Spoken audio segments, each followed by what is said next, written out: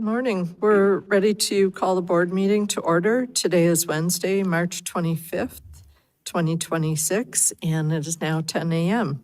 Mr. Keddy, if you would please call the roll. All righty.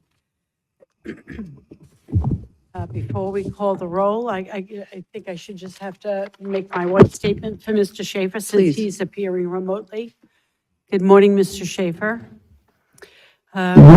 We have a statement that we have to read, and I need you to respond. If a member of the board attends a meeting by teleconference from a remote location, the member shall disclose whether any other individual 18 years or older is present in the room at the remote location with the member, and the general nature of the member's relationship with such individual. Mr. Schaefer, is there anyone 18 years of age or older present in the room with you? Yes, I have two people with me. My chief of staff, Cody Pedersen, and my assistant, Micah Perlin, are both here. Can't understand what you're saying. Thank you, Mr. Schaefer. Is the microphone, are you close to the microphone? We're getting not such a clear connection from you. Oh, I was not aware of that. Is this any better? That is better. Good, thank you. All righty, I'll be happy to call roll now. Good morning again to everyone. Chair Lieber? Here. Vice Chair Gaines? Here. Member Vasquez? Present. Member Schaefer? Present? And Deputy Controller Emron? Present. Okay, thank you, members. Quorum is present, and the board meeting is called to order. We will begin with Pledge of Allegiance, led by Vice Chair Gaines. If you would please stand. Sure, yeah. I pledge allegiance to the flag of the United States of America and to the republic for which it stands, one nation, under God, indivisible, with liberty and justice for all.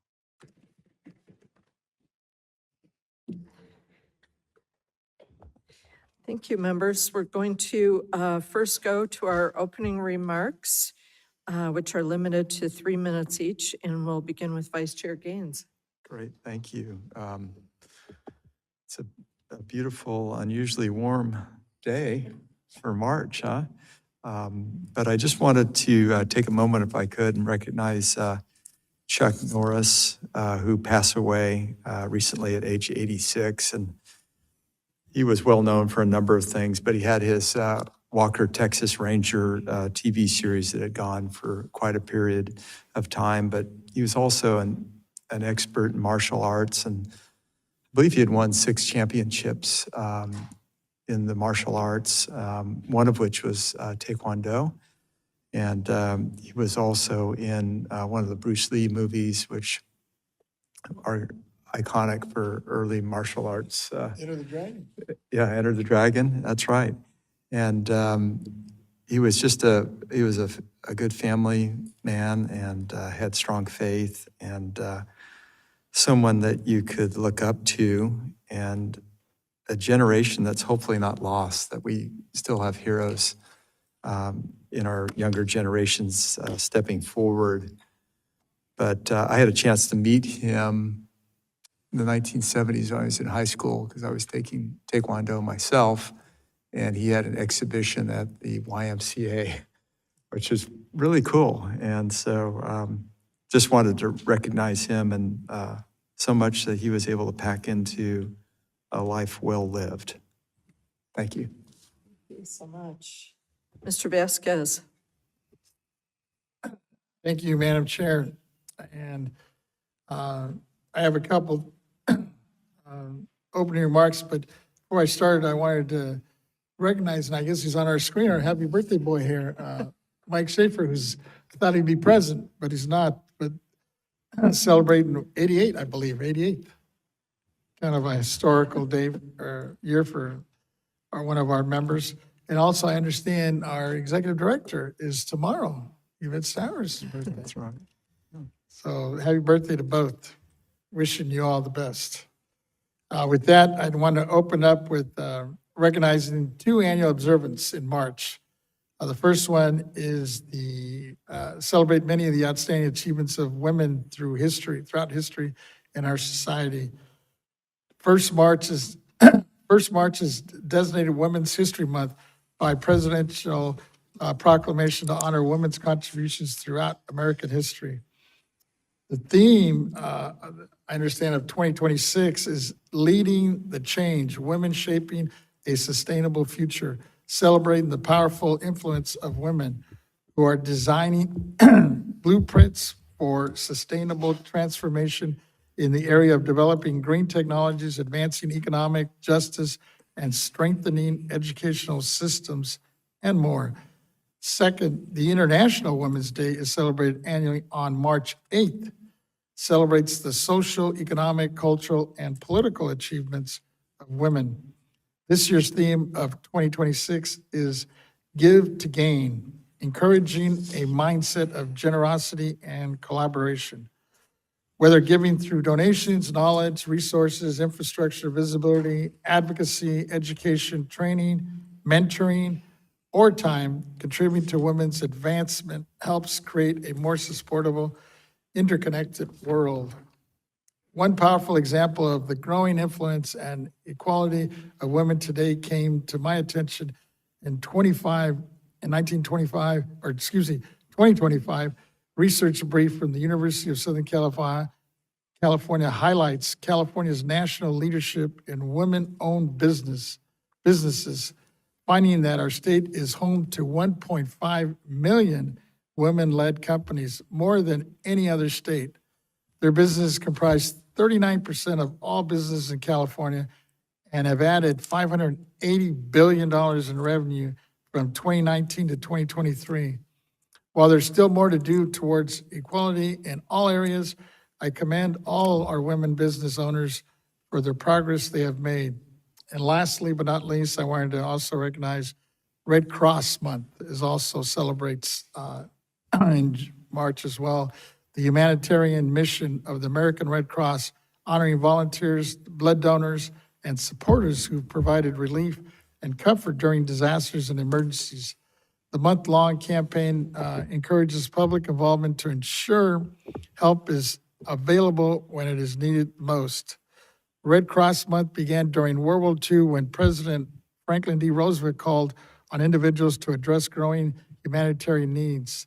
The national call to action became the community tradition that reaffirms the power of compassion and the impact of working together. Thank you, Madam Chair. Thank you, Mr. Vasquez. Mr. Emron. Thank you, Madam Chair. Good morning to you all, and also want to wish Member Schaefer a happy birthday to you, 88 years old, certainly a record, I believe, in California state history. So just extending my well wishes to you. Such an honor to be your seatmate, your neighbor here at the State Board of Equalization on behalf of the Controller, and also the fire and passion that you bring to taxpayers in your district, and also how much I appreciate every time I'm in your district, you're such a welcoming face.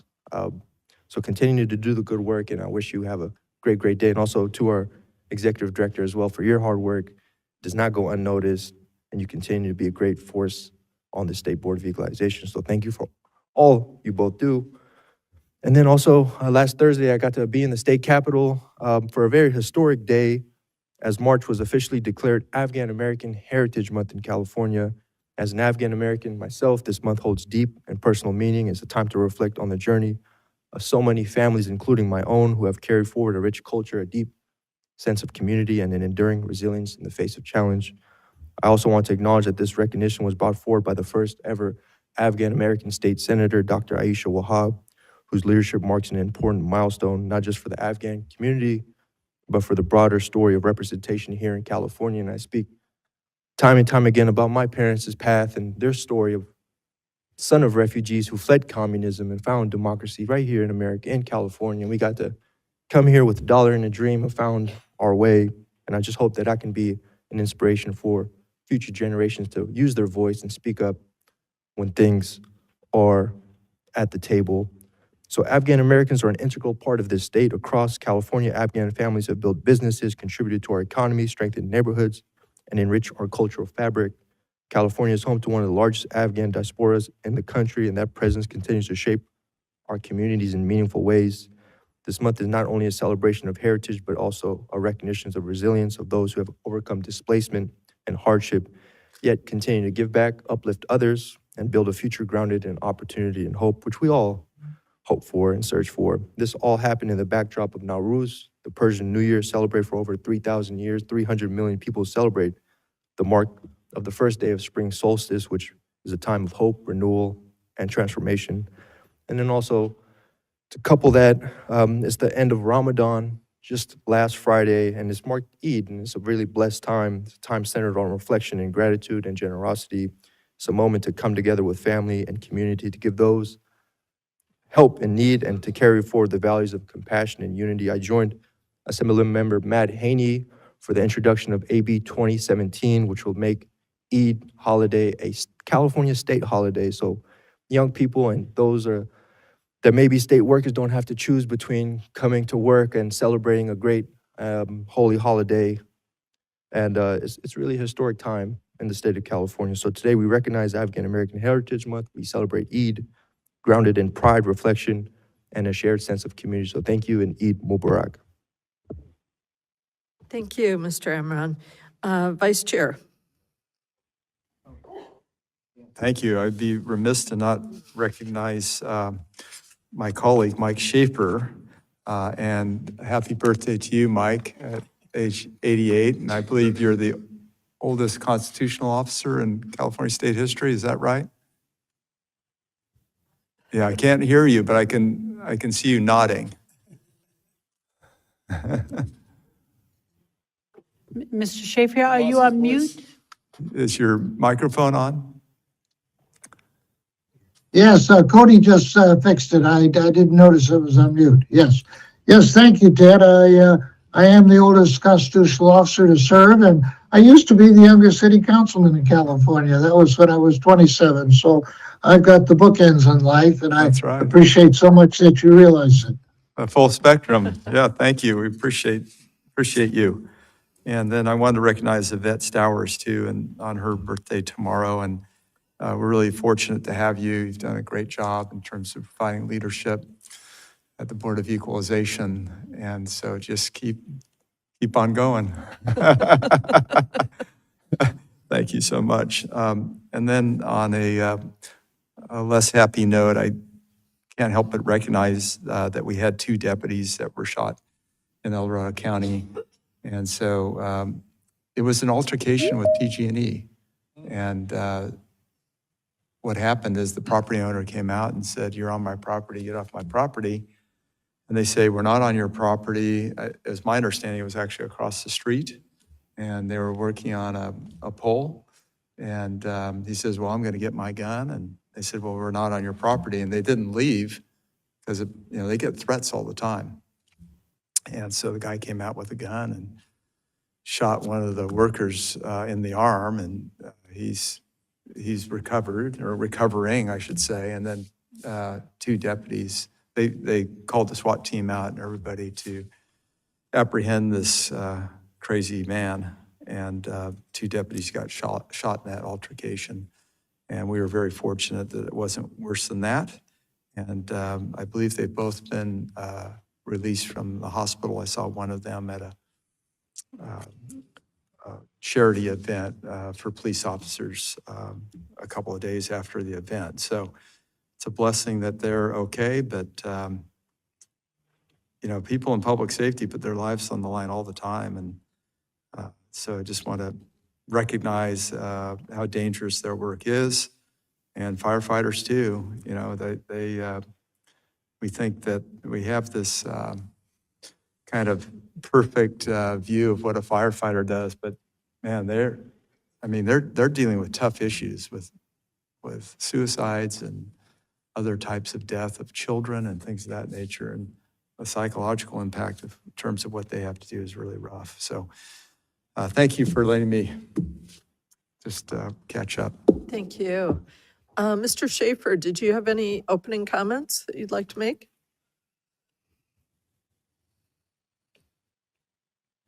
Yes, Madam Chair. I stopped reading the comics about a year ago because there's so much else to cover, but the newspapers are so full of tragedy every day. I think I'm going to go back to the comics. I want to thank all of you for your sincere birthday greetings. There are two other giants of our lives that have a birthday today.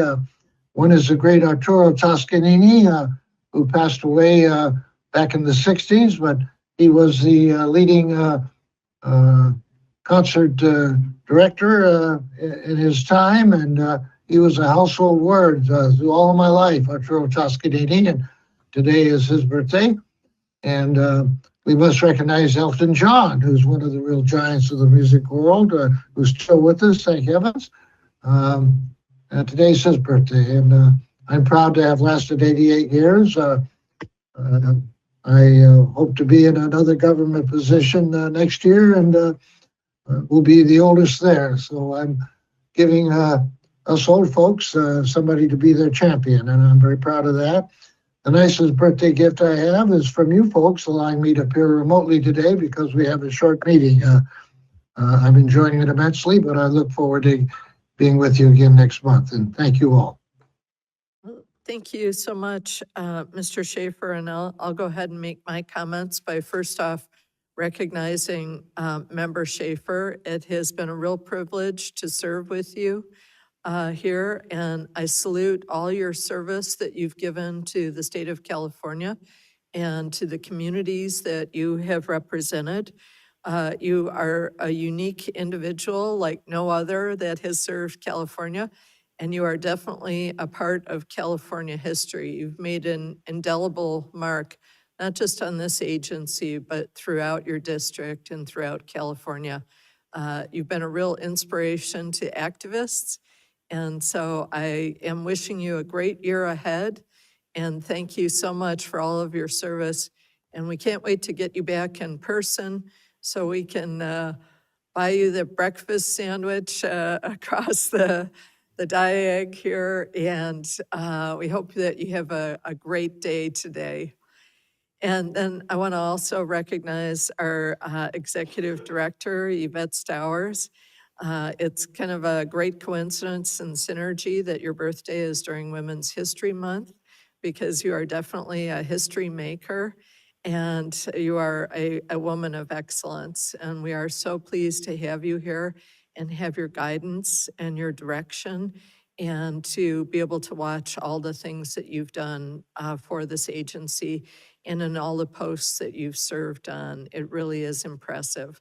So I hope you have a great day tomorrow and a great year ahead, and look forward to working with you. Thank you so much for your service.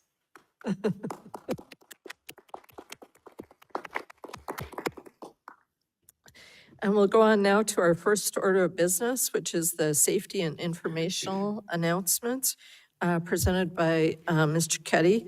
And I noticed that our controller came in on the line as well.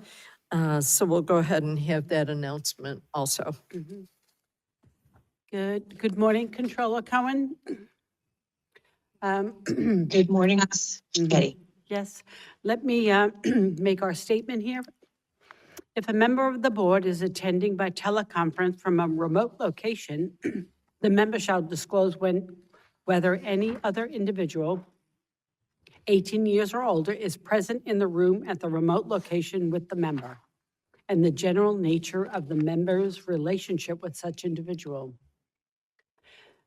Controller Cohn, is there anyone 18 years of age or older present in the room at your remote location? No, I tested. I'm by myself. Okay, thank you. I'll continue then with the announcements. First, I'd like to remind the audience to silence their cell phones and any other wireless devices. Our safety announcement.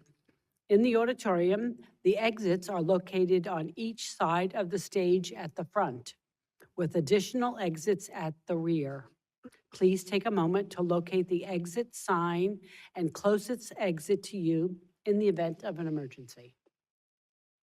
Our informational announcement. This board meeting will be live streamed to the public and posted on the BOE website. Public comments are taken on each agenda item. If there are any members of the public wishing to speak before the board on any agenda item in person, we ask that you complete and submit to the Sergeant of Arms a public comment appearance sheet located at the entrance of the auditorium. If you wish to speak before the board by telephone, please dial the phone number and access code provided on our public agenda notice and follow the instructions of the AT&T moderator.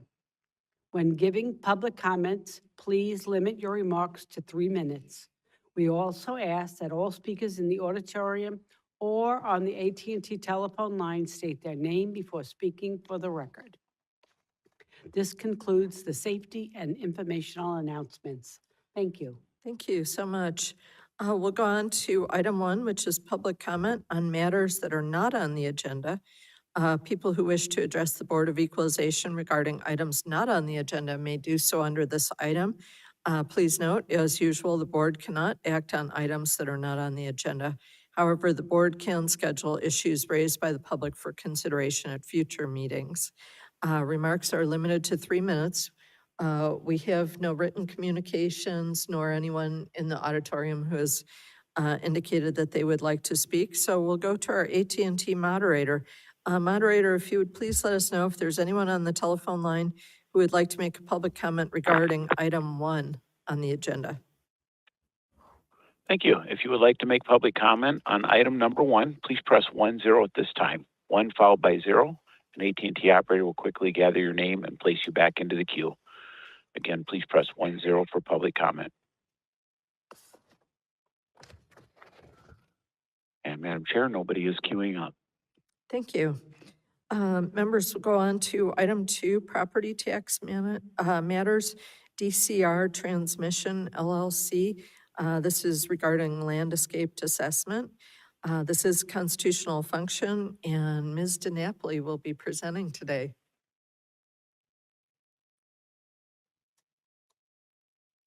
Thank you.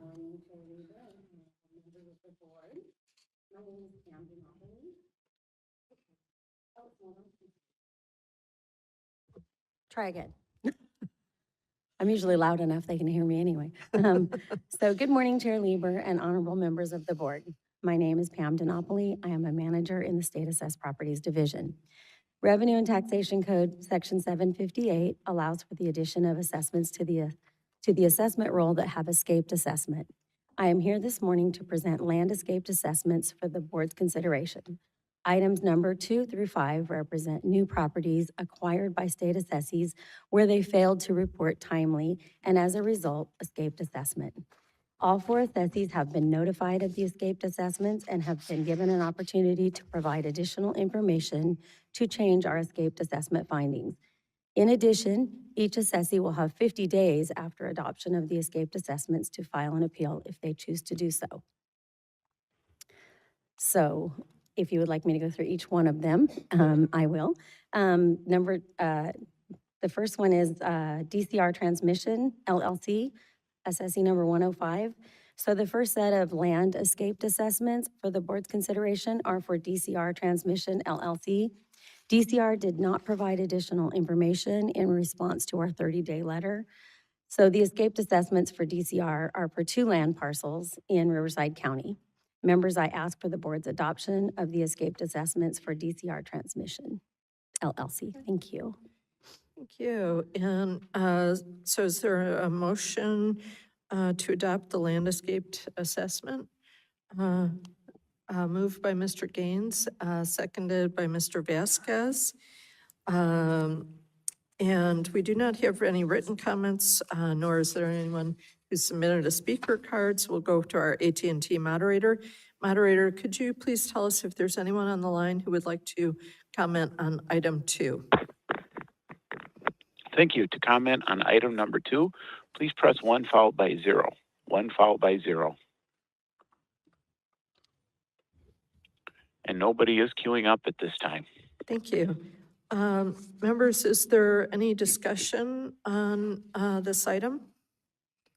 If not, we have a motion by Mr. Gaines and second by Mr. Vasquez. And so we'll go ahead and call the roll. Chair Lieber, Aye. Vice Chair Gaines. Aye. Member Vasquez, Aye. Member Schaefer,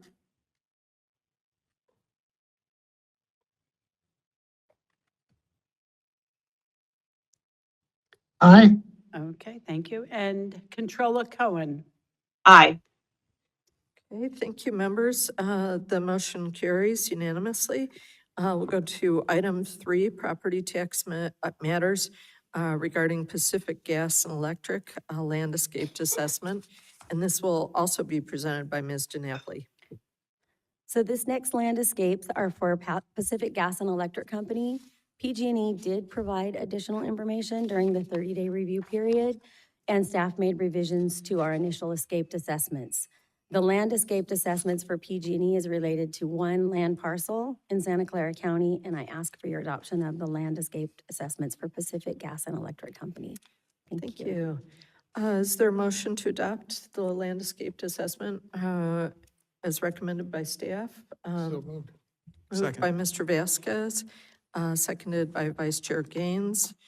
We'll go to, we do not have any written comments nor anyone who's submitted a speaker card. So we will go to our AT&T moderator. Moderator, if you could please let us know if there's anyone holding to speak to item 3. If you would like to make public comment on item number 3, please press 10 at this time. 10. And Madam Chair, nobody is queuing up. Thank you. Members, any further discussion? Okay, seeing none, we'll go ahead and ask the clerk to call the roll. Mr. Vasquez has made the motion and Mr. Gaines has seconded. All right, Chair Lieber, Aye. Vice Chair Gaines, Aye. Member Vasquez, Aye. Member Schaefer, Aye.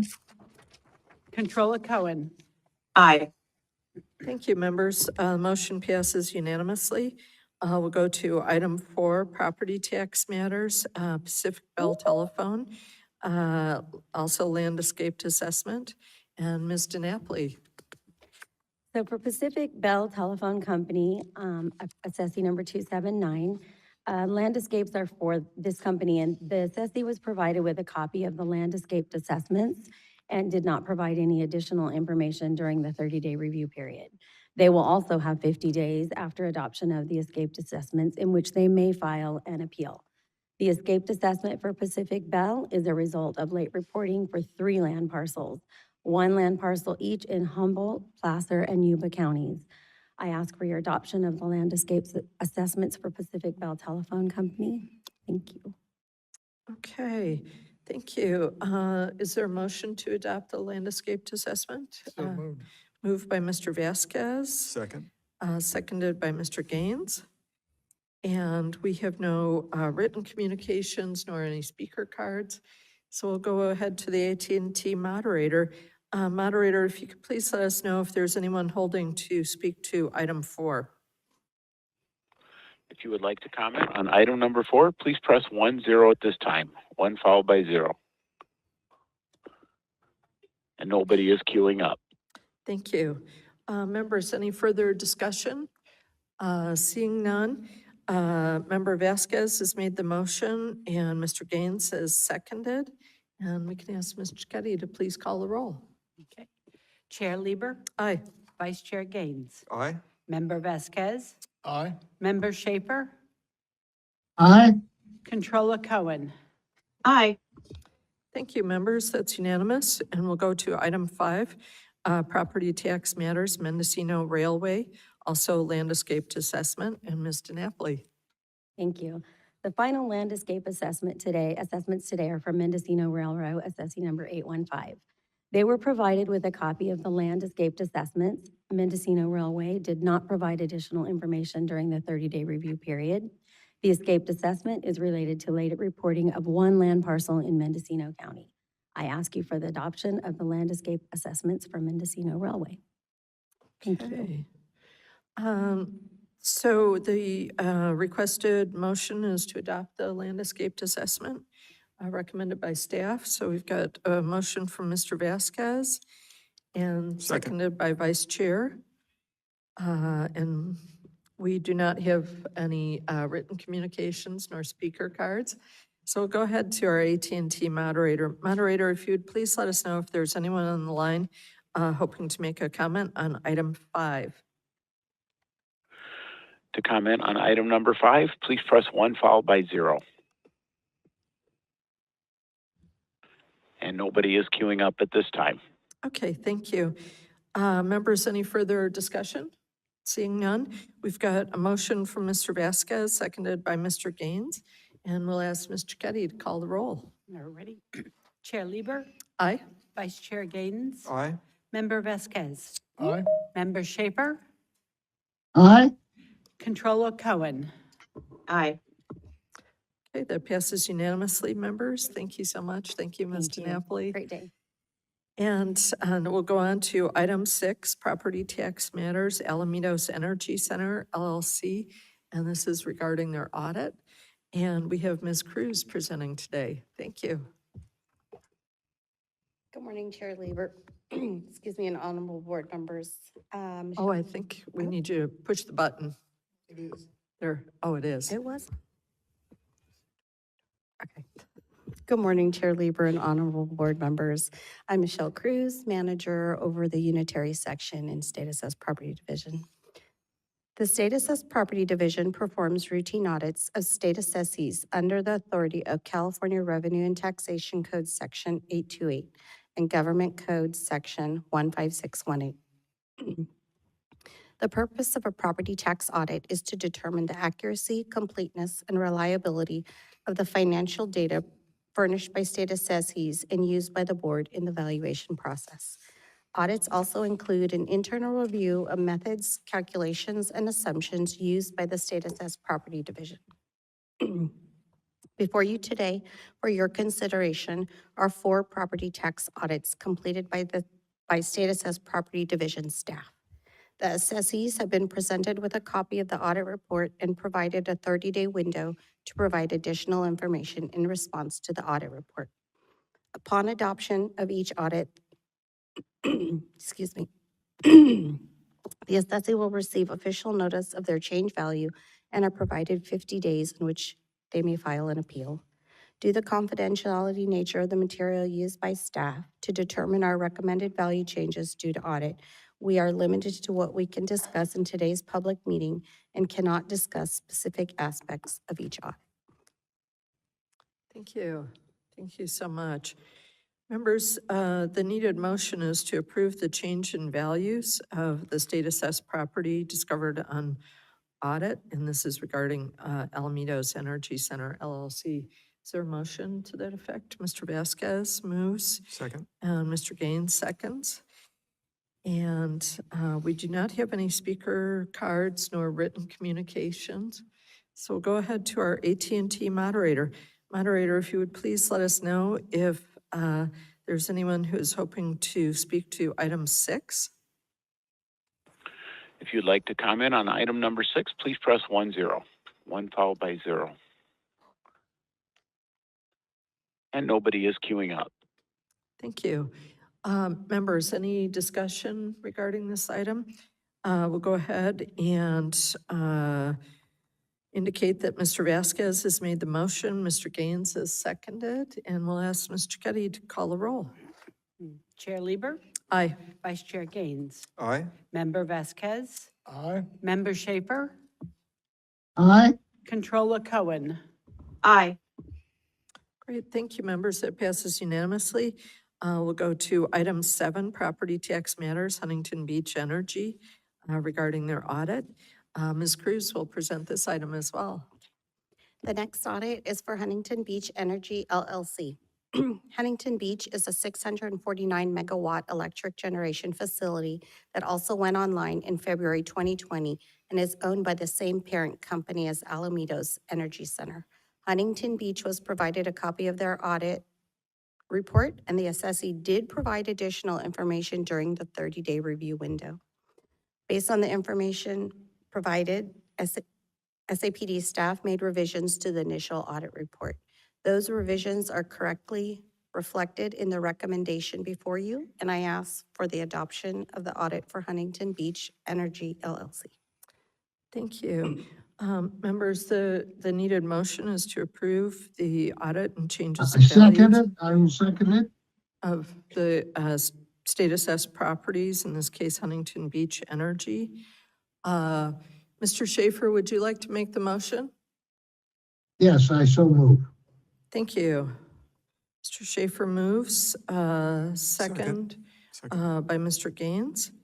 And we have no written communications nor any speaker cards on this item. So we'll go to the AT&T moderator. Moderator, if you'd please let us know if anyone is on the telephone line who would like to make comments on item 7. For public comment on item number 7, please press 10, 1 followed by 0. No participants are queuing up. Thank you. We'll bring it back. Seeing no further discussion, do you have discussion, Vice Chair Gaines? If I could, just, can you go through the process for an audit? How is it determined that a company is audited? How often would that happen? Typically, we go through a 4-year cycle, and our audits are determined based on either random selection or if they were flagged for audit during our appraisal season with concerns with incorrect information, to meet with the assessee and re-verify that they reported correctly. Okay, so if they, on a consistent basis, were having issues with not reporting accurately, so maybe late submissions of things that they discovered after the fact, Correct. that might trigger an audit. But there's also a rotational basis. Correct. So we do keep on file how often the assessees have been audited. So if we see that they haven't been audited on a 4-year cycle, they would be chosen for the next audit season. Okay, that's great. Thank you. You're welcome. Okay, any further discussion? Seeing none, we have a motion from Mr. Schaefer and a second by Vice Chair Gaines. I had a comment. We do not have any, did we already go to the AT&T we've moderator already- on this one? We did. Yes, we have. I'm starting to really lose it here. So we've got our motion by Mr. Schaefer, a second by Mr. Gaines. Ms. Keddy, please call the roll. Chair Lieber, Aye. Vice Chair Gaines, Aye? Member Vasquez, Aye. Member Schaefer, Aye. Controller Cohen. Aye. Thank you, members. That passes unanimously. And we will go on to item 8, property tax matters. China Telecom Americas Corporation regarding their audit. And Ms. Cruz is presenting on this item. The next audit is for China Telecom Americas Corporation. China Telecom provides information technology services through its own infrastructure and through third-party resources. They were provided with a copy of their audit report. China Telecom did have additional communication with staff during the 30-day review period. However, no revisions were made to the original audit reported based on those communications. I ask for your adoption of the audit for China Telecom Americas Corporation. Thank you. Members, the needed motion is to approve the changes in values of the state assessed properties regarding China Telecom Americas Corporation. And is there a motion on this? Moved by Mr. Vasquez, Second? seconded by Mr. Gaines. Members, we have no written communications nor any speaker cards on this item. So we'll go ahead and check in with our AT&T moderator. Moderator, is there anyone who would like to make a public comment on item 8? To make public comment on item number 8, please press 1 followed by 0. 1 followed by 0. And no participants are queuing up. Thank you. Members, is there any further discussion on this one? Seeing none. Chair, Mr. Chair, Vasquez- this is Member Oh, excuse Schaefer. me, I have a Member- comment. Member Schaefer, yes, do you have a comment? Yes, I see a 1.2 million in penalty. When we assess these penalties, is there an opportunity for showing of good faith, inadvertence, so that some of the penalty might be waived or compromised? Or is that issue of good faith versus lack of good faith ever evaluated?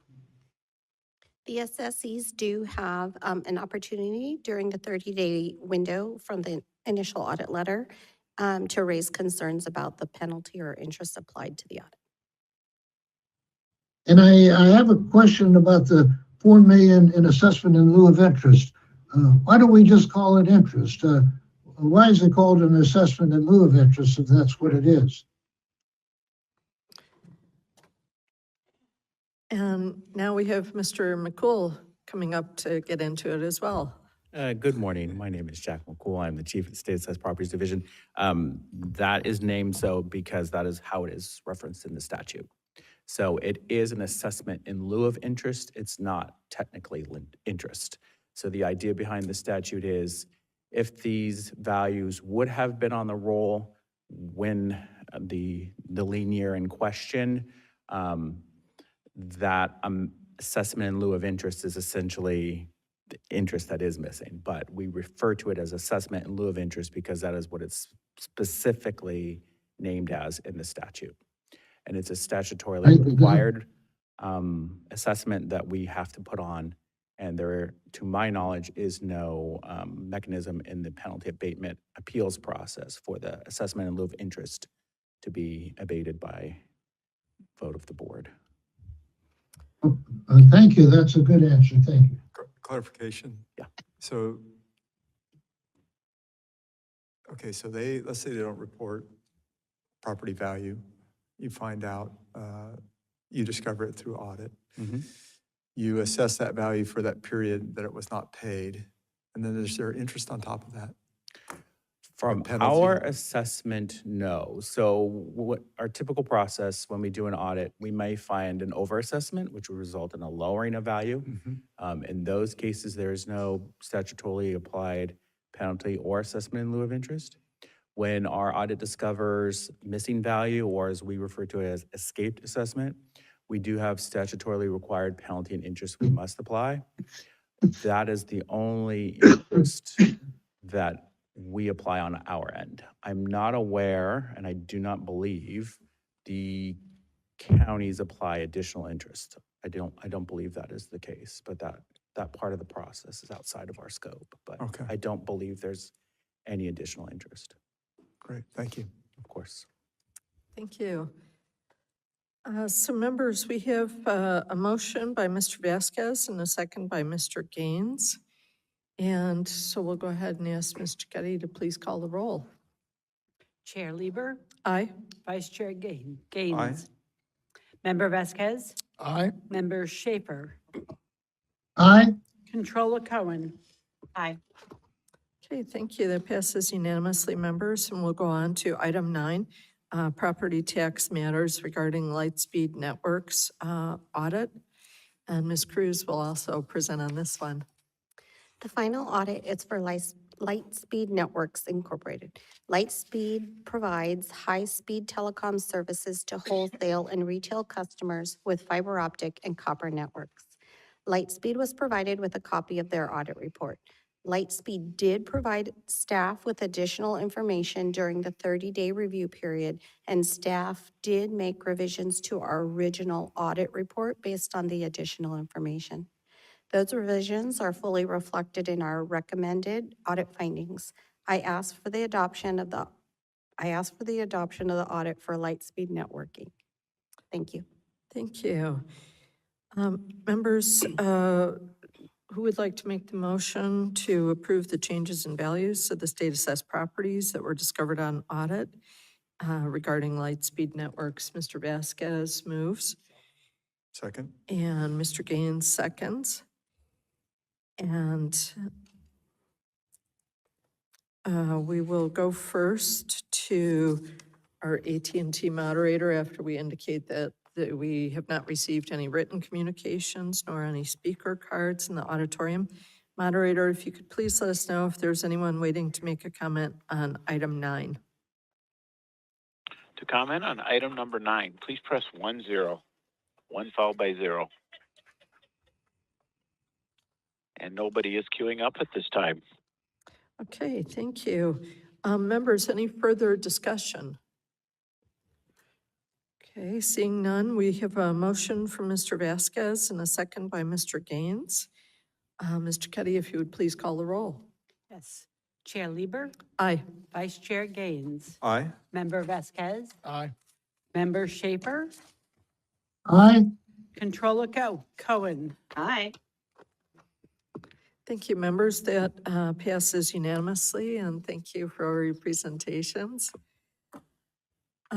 Members, we're moving a little bit ahead of time here, but I'd like to ask Mr. Vasquez if he has a time certain for item 10. Mr. Torres is on the line. so Mr. we Torres is can- on the line. We can Okay, begin. very good. Yes. So we'll go ahead to item 10, Board Member Matters, California Assessors Association 2026 Legislative Perspectives and Priorities, and this will be presented by Mr. Vasquez. Thank you, Madam Chair. This agenda item is intended to broaden our understanding of the stakeholder perspectives on some of the current pending proposed bills for current legislative session. As I mentioned in the memo on this item, there is no action requested at this meeting.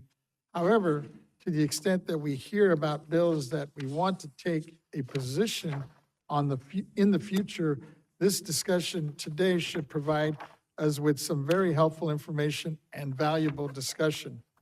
So with that, I want to welcome Assessor Torres, which I understand is on the line from the CAA's Legislative Committee, who is here remotely.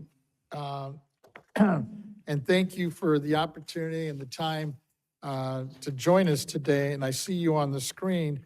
So with that, let me go ahead and have you make your presentation, and then we'll open it up for some questions. I have a couple, and we'll see what other discussion we have from the members moving forward with any of the bills that your committee is currently looking at. Welcome. Great. Thank you so much. Just checking in on the volume. Can everyone hear me okay? Yes, you're good. All right. Well, fantastic. And good morning to you, Controller Cohen, Chair Lieber, and the distinguished members of the committee. Thank you so much for your time this morning and for your continual support of us as individual assessors and also for the California Association of Assessors. We very much appreciate the opportunity to present to you today to discuss our legislative priorities. We're fresh off from our full legislative day in Sacramento yesterday. My name is again Joaquin Torres, San Francisco Assessor Recorder and Chair of the California Association of Assessors Legislative Committee for the 2025-2026 term. We represent 58 elected county assessors across the state. Established in 1902, the CAA's mission is to promote the collaboration among assessors, advocate for improvements to assessment laws and procedures in service of the public, and serve as a liaison with state agencies and the legislature. Our committee plays a central role in reviewing and monitoring legislation that may impact property assessment and taxation statewide. Next slide, please. Here, this slide, you'll see our approach to bill review, which we do with class. In evaluating legislation, we apply a consistent set of criteria to ensure that proposals are both effective and workable in practice. We start with clarity to ensure that bill language is precise and can be implemented without ambiguity to ensure seamless integration of our services and operations. We then assess legality, ensuring alignment with constitutional requirements, court rulings, and overall legal authority. Equally important is the administrative feasibility, whether county offices can implement the bill without undue strain on resources or operations. We also look at consistency and statutory alignment with the Revenue and Taxation Code and whether proposals uphold established assessment principles. Finally, we consider the impact on our stakeholders, property owners and partner agencies, administrative partners, and we focus on minimizing unnecessary burdens that would prevent us from best serving the interests of all parties involved, grounded in our work for the public. Taken together, these criteria help us support legislation that balances taxpayer protections, practical administration practices, and the full realization of the legislative intent. Currently, we're tracking about 60 bills, a few of which were recently amended from spot bills, and I'd like to highlight the positions that we've taken to date. We've taken support positions on several bills that provide clear, actionable language, align with those legal requirements, and promote consistency statewide. We often support legislation that improves fairness, clarity, and administrative workability.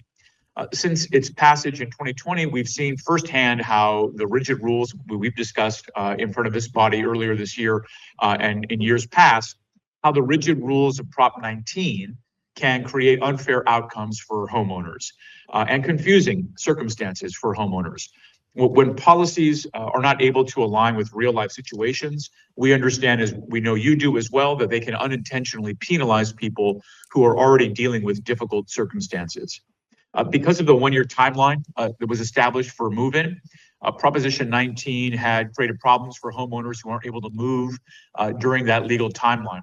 For example, heirs navigating a probate face a lengthy legal process outside of their control. Our Sacramento assessor, Christina Nguyen, has taken the lead to work closely with legislators to address situations where homeowners, through no fault of their own, are unable to meet those statutory requirements. So this first bill, Assembly Bill 288 from Assemblymember Sayarto, is one example of the ongoing efforts to provide practical solutions in these cases while maintaining the integrity of Prop 19. Essentially, what it does is protect heirs from losing the Prop 19 tax benefit due to timing issues that are caused by the legal process, like probate. Similarly, the next bill, Senate bill, assessors are supporting legislation that promote timely recovery and clarity in the definition as such. And so for Senate Bill 1352 and Senate Bill 1053, introduced by and sponsored by Valladares, as well as Nielo, these will help property owners rebuild after disasters with clarity of both substantial equivalency without triggering adverse tax consequences. In addition to that, they will also ensure that there is a timeline that's extended to allow for the transfer of a base year value that's in alignment with the actual time that it often takes for people to rebuild and then move in. So that there is a common sense alignment between the law as written and the realities of rebuilding for those who have been impacted. And of course, as so many of you know, and those in Los Angeles and Ventura counties who were so extraordinarily and disastrously impacted by the fires, this is an important process to ensure that government is in alignment with itself across state lines, local lines, as well as ensuring that our rules make sense to the people who have been impacted. We also are supporting equitable treatment across property uses, including ensuring consistent treatment for properties like church parking facilities. I'm talking about Senate Bill 1298, you can see here on the slide. And this seeks to do that by not penalizing churches with tax obligations based on the size of their congregation. Very much want to thank Assessor Marks and his team for bringing this forward for us, and certainly Senator Jones for advancing it. We also prioritize administrative efficiency, streamlining processes within the assessment appeal system. Assembly Bill 2172, introduced by Assemblymember Gibson, allows the AAB benefit for both assessors and applicants by reducing backlogs and ensuring timely resolutions. This provides flexibility to counties to allow them to have a singular hearing officer so that it's much easier to schedule and provide hearing opportunities to members of the public and allow for an easier scheduling process to administer that. And finally, we have Assembly Bill 2022 from Assemblymember Gonzalez.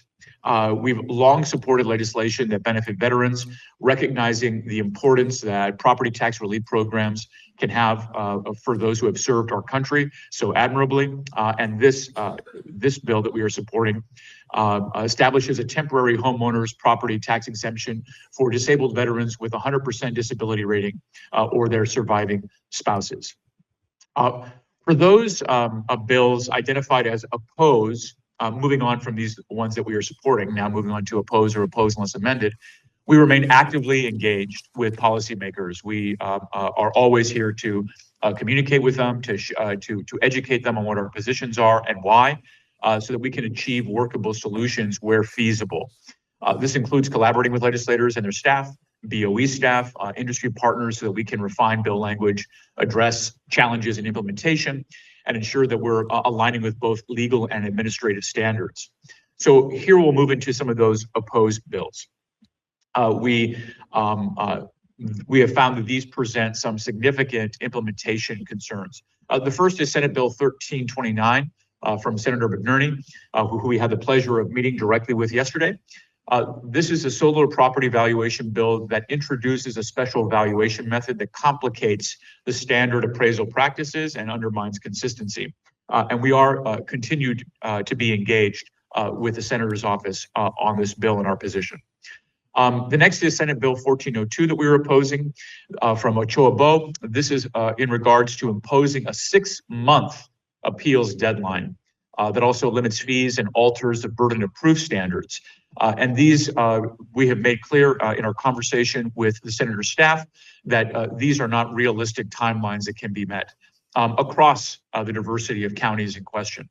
They would significantly strain the appeals administration, not only for staff within the assessor's office, but also in the independent bodies of the Assessment Appeals Board. We are very, very sensitive as a body to the experience of the taxpayer, the experience of tax agents and those who are representing property owners. But we also need to be mindful of the realities of the dynamics at play when dealing with timelines and scheduling and the role that all parties play in potential delays. But we do want to reinforce how focused we are among counties in working with independent bodies like the AABs in our counties to ensure that we are moving forward efficiently. And perhaps there are questions that could be raised by this body. I know that you are engaged in that process now. Then finally, we have here a Senate Bill 996 regarding manufactured homes. Certainly a wonderful intent behind the bill in trying to provide low-cost financing for those on limited incomes who own manufactured homes. In this case, this bill would reclassify certain manufactured homes from unsecured personal property to secured real property, creating operational impacts for counties with unclear benefits to those manufactured homeowners. We had questions in regards to the cost to the owner in relationship to moving them from an unsecured role to a secured role, and all of the obligations of increased property tax obligations that would occur year over year per Prop 13. And again, we've met with the senator's office to share these concerns directly. And finally, we're moving on now to our opposed unless amended positions. The first one up here is a Senate bill that I'll discuss is Senate Bill 1415. We met with Senator Adegin's office and have been speaking with both his staff and he directly with the regards to the welfare exemption for moderate income housing. We are particularly focused on the administrative burden that would land on assessors to verify certification efforts of housing compliance that would include income-based eligibility. And we believe this is a function that is typically handled by housing agencies with a series of triggers that needs to be further developed as part of the administration of this potential impact of the bill. So we're in continued conversations with the author and have made ourselves available to he and his staff with some work on our end that needs to get done. Finally, we have the Assembly Bill 2235 by Assemblymember Pacheco. This is the Judicial Home Security Act. As many in our assessor world and recorder world as well, for those of us who wear dual hats, we have been advocating and doing a lot of proactive work around the importance of maintaining access with the integrity of our systems, while also being able to ensure that there is safe harbor for those elected, appointed officials who are facing serious threats, especially during this time. And at the same time, we need to ensure the integrity of our systems and maintain the principles of access that are necessary for both research, doing business in the state of California and our individual counties. And we are very happy with the initiative that the sponsor has taken to put the onus on having and seeking a change of address that is available to the public from their own initiative. as opposed to having a system completely impacted by screening or shielding or filtering out that information, which would be an extraordinary, would have an extraordinary impact on maintaining access to our services and information for the majority, super majority of cases where that is a benefit to those who seek our information. The bill proposes substituting the owner's actual address for an alternate address. And as I mentioned, this contains a framework that considers both the balancing of privacy protections and the preservation of the integrity and transparency of the property tax roll. It provides an opt-in approach to be verified by the Attorney General's office, and we very much appreciate that initiative and have continued to share with the author how that is important to us. We just have some system questions that need to get worked out. And with that, I just want to say thank you to the Board of Equalization members and, of course, the staff for your expertise, for your partnership, at times your patience, and also your willingness to roll up your sleeves and dive into some of the issues so that we could best serve the members and public of California, and in addition to all of our individual counties. We very much appreciate the strong collaboration and your proactive work around appeals on the complex issues of implementing Proposition 19 for pursuing pipeline rights of way under Senate Bill 1437, and also the home hardening efforts under Assembly Bill 1971, particularly work advanced in partnership with Member Bennett's office to support those wildfire-prone counties. These are challenging policy areas. Your engagement is very helpful. So I want to make sure that everyone understands how beneficial the Board of Equalization has been to us best serving Californians with consistent solutions for counties and taxpayers alike. I know it's a lot to share, but I just want to say thank you again for the continued collaboration, and we look forward to more to come. Thank you. Thank you for that overview, especially as you laid it out in this handout. Those bills that you're currently opposing, unless amended, those you're opposing straight up, and then, of course, the ones you're supporting. And several of these bills that you addressed, I think could be definitely priorities for my constituents, especially in light of the fires that just took place in LA County. So I had a couple follow-up questions, and I'll turn it over to my colleagues and see if they have some questions as well. And you kind of touched on it at the end here on AB 1971, the Bennett bill, designed to exclude home hardening, retrofitting improvements from the reassessment. So basically, when people make improvements to their homes to improve the wildfire resiliency, they would not face a new property tax burden. To me, that seems like a slam dunk, but I would just wanted to hear from you on more of a policy idea in terms of legislation, because we may want to encourage people to make, obviously, their homes safer without being penalized from doing so. And has your committee or CAA asked the assessors, wondering where exactly they're at? Because I noticed you didn't list it on the opposed or the opposed unless amended or even support at this point.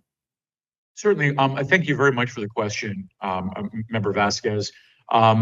This really is a conversation about incentives and ensuring that members of the public have something tangible in their hands that they can look at that lets them know that home hardening is not going to have a corresponding tax obligation to them. In essence and in practice, that is already within Revenue and Taxation Code and some guidance from the BOE. We are currently in conversations, as is the author, with the BOE to find out how and where is best to ensure that there is a place essentially to point for anyone who wants to pursue home hardening to be made very clear to them that that home hardening effort of specific kinds and uses, similar to when we talk about retrofitting, very specific uses, types of home hardening are exempt from additional tax obligations they may face for that work. To use another example of the same theme is that in those areas that are seeking to increase housing production, in conversations with perhaps single-family homeowners who may have extra space in their backyards, there is a lot of confusion around what the property tax impact may be for them pursuing that public policy good of building a new unit or enhancing space within their property that would allow for an accessory dwelling unit, a new housing unit to be produced in a corresponding city and county. And that education process of having to remind people of what the actual obligation would be in that case has borne fruit for members of the public when they understand what that obligation is, the degree of that obligation may be, and also what that obligation is not. And also letting them know about the corresponding cost of having to construct a unit like that. In the case of home hardening, these are individuals that the assembly member is seeking to incentivize for his constituents, especially those that are in areas where the likelihood of wildfire is high, and making sure that there is a place that they can go to quickly and simply without a lot of interpretation within bureaucratic documents or legal language that says to them, these types of home hardening improvements are exempt. And that's important for this member. So our conversations are continuing with Assemblymember Bennett and the BOE and his staff on that today. Thank you. Let me bring up AB 2172 from Gibson. And you also, I noticed you had also listed here, and the proposals allowing for counties to create positions of assessment appeals commissioners, essentially qualified individuals to hear appeals as single-member AABs. We've had an ongoing board work group which has considered issues with appeals and looking at ways to streamline the process. The needs of counties vary greatly based on the volume of appeals and the county resources available to hear those appeals.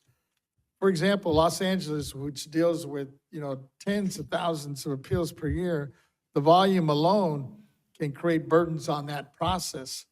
I'm wondering from the CAA, from your committee's perspective, how widely this kind of position could be used statewide, or what size counties, I guess, it would be most helpful for?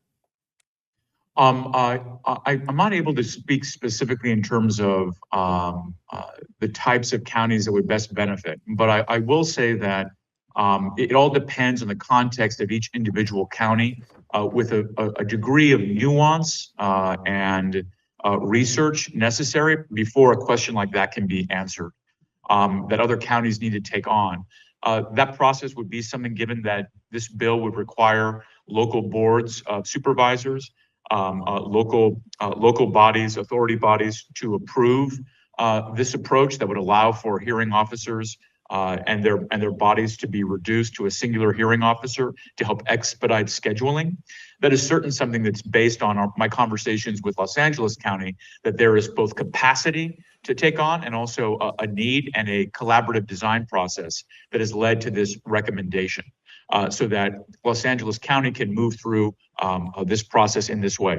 In an area like my jurisdiction that I can speak to more specifically, we have been pursuing other avenues of how to increase efficiency and the taxpayer experience in all parties involved in the scheduling process. That has included drawing in the controller's office to help manage and facilitate a design of principles and priorities for both the independent AAB and our Office of the Assessor Recorder, so that we can be sure that we're on the same page of how best to meet statutory deadlines and the manner in which we can do so with respect to our independence and the roles that we have to play. And also listing for ourselves commonly what the barriers to efficiency may be. I can say that process is one that has benefited our office significantly, so that we are all clear that yes, we are independent bodies, but we can work together to enhance an efficient government for the public good. Thank you. Madam Chair, may I ask a question? I'm going to bring up one more, and I have several others, but let me. Member Vasquez, Vasquez, sorry, I go see ahead. that Controller Cohen has a question. I do. Oh, I'm sorry. Okay. Go ahead, Controller. I can see your hand. No problem. Thank you. Good morning to all my colleagues. Assessor Torres, I actually have two questions for you. First, I've enjoyed the presentation, very thoughtful, very well put together, and easy to understand. First question is how are assessors statewide planning to absorb increased workloads associated with the expanded exemptions? Now, I know every assessor in the state of California needs more money. So how are you going to absorb this, the expanded exemptions? And these, again, are exemptions particularly under AB, 2023 and Senate Bill 1415. Since some of these bills do not clearly lay out additional pathways to funding despite an increase of workload. So I think this is where the value, and thank you so much for the question, Controller Cohen, and always thank you to both you and your deputy for the support here in San Francisco. I know everyone has appreciated your support and collaboration in our work as assessors up and down the state. I also want to share that this is why the values of administrability and the precision of language are so important for us. Often our ability to carry additional weight or additional responsibilities can be obstructed or complicated if language is not clear. Assessors are not here to say the burden is too great for us to bear when there is a need in California to be met. But we are saying is that the burden that we carry needs to be smartly and precisely considered so that our staffs, including here in San Francisco with extraordinary burdens of unprecedented number of appeals that are impacting operations holistically, that we have the clarity necessary to be able to do this work. When there are unfunded mandates, we are very clear about what those costs may be, and also very clear when we need to take a position that are based on the realities of how our operations would be impacted. We try to be very, and I encourage as chair of the legislative committee, that when we dip our toe into matters of policy, that those are grounded in fairness and equity questions, and also specifically grounded in operational impacts and administrative impacts. When questions of policy touch the reality of us being able to administer the services that we need to provide to the public. So I would say that as long as those questions are seriously considered, there are ways for us to be open and to work. And when there are serious complications that impede our ability to adhere to the principles of revenue and taxation code and the Constitution, we raise those and hold a firm line when necessary. But quite often we are very open in wanting and seeking to be collaborative with the ideas that can best serve Californians. So that's a long way, but I don't necessarily know if it answers the question. So it's to be determined, it sounds like. Yeah, I would say it's there's some similar flexibility. Yeah, I think that similar to the valuation process, it can be a frustrating response. There is not an at-large response that can be made when it comes to the specifics of an individual bill or the specifics of an individual property.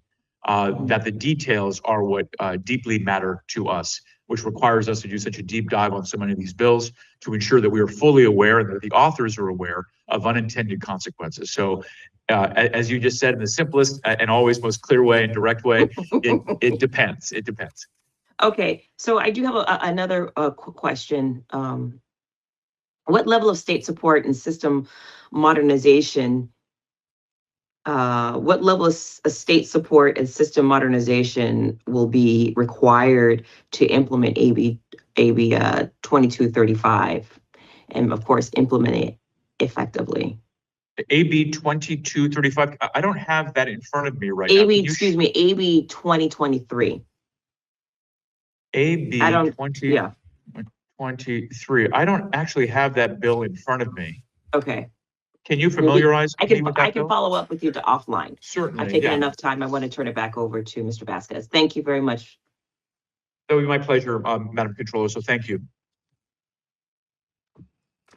Thank you. Let me just bring up AB 2085 or 89, which was the Assembly Bill Ward, which extends the prohibition on collection actions on properties with pending welfare exemption applications.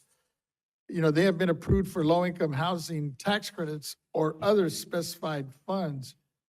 And we had our informational hearing last summer with experts from the Turner Center and Cal Housing Partnership on how the welfare exemption can incentivize affordable housing development. And we kind of talked about this a little bit actually when I was out in San Francisco with you. And one of the issues that I know is still brewing is the issue on area medium income, the welfare exemption. There's some folks out there that are trying to push or feel they're getting penalized when they're bringing somebody in at the low end, but then once they're in, they get promoted or they end up making a little bit more money, Certainly. which is good, but then it takes them out of that AMI classification, which talking to many of the nonprofits, I think they're comfortable with allowing those tenants to remain. But I guess it turns out that some of the developers, whether it's a for-profit or nonprofit, get dinged on the other end when they're trying to maintain their funding. And I was just wondering what your thoughts were on that, and any conversations you might have had with Assemblymember Ward on this issue. Certainly. San Diego Assessor Jordan Marks and his team are currently assigned this bill. There's some still outstanding concerns, and just to back it up for a moment, the bill seeks to waive penalties and interests that are imposed by the tax collector when a welfare exemption is lost due to a change in ownership of a nonprofit managing general partner for affordable housing projects. The outstanding concerns that are currently in discussion are regarding both intent and implementation. So specifically, it's unclear whether the waiver would be applied indefinitely based on the language that's been provided, at least as of the last time that we were in discussions with San Diego, and also what criteria would be used to verify eligibility. For the example, the benefit only applies if it is necessary to continue maintaining the welfare exemption on the property. So there are just a lot of little details that still need to be worked out. We are hoping that we can get to a neutral position on this, but continued conversations are necessary to keep us from beginning to lean into the opposed area if the language and questions can't be substantially addressed. Thank you. Let me see if any of my colleagues have. Mr. Vasquez, Mr. Schaefer has his hand up. Oh, go ahead, Member Schaefer. Yes, I had a couple of questions. Mr. Assessor, I'm really impressed with your resume going back to Stanford because I'm a Cal graduate. I am curious about the SB 996 reclassifying manufactured homes as real property. We have a lot of manufactured homes in District 4. I've been in parks where the manufactured homes are worth about $50,000, and they're the kind you could put in your garage if you didn't want to be in a mobile home park. And then I've been in other parks like Palomar West in San Marcos, where the homes are all worth between $400,000 and $500,000. And there's no evidence that any of them have ever moved at all in the decades. So I imagine you have a lot of different products under the name of manufactured homes, from $50,000 investments to $500,000 investments. I'm curious if there would be a change in the tax obligations of the homeowner under classifying as real property as versus leaving it as it is now, that I guess they're classified as personal property on leased space. Correct. Is there a consistency in the property tax levy and in the personal property tax levy? If so, there'd probably be very little change in tax, and you might have to hire another 1,000 assessors to cover the state and get this all right. Well, I thank you very, very much for the question. And I very much appreciate the lack of bias from a Cal graduate to a Stanford graduate. So thank you very much for that. And I apologize for my alma mater's violent treatment of stuffed bears on the campus prior to a big game. And I appreciate your understanding of youthful exuberance in anticipation of those games. But in all seriousness, in relationship to the manufactured homes bill, we are talking about, and this is anecdotal without in-depth review of analysis on the actual incomes or disposable income that individuals have who are living in manufactured homes. But just generally, we're discussing individuals with very limited incomes. And the desire to be able to draw equity out of those properties to support their living needs.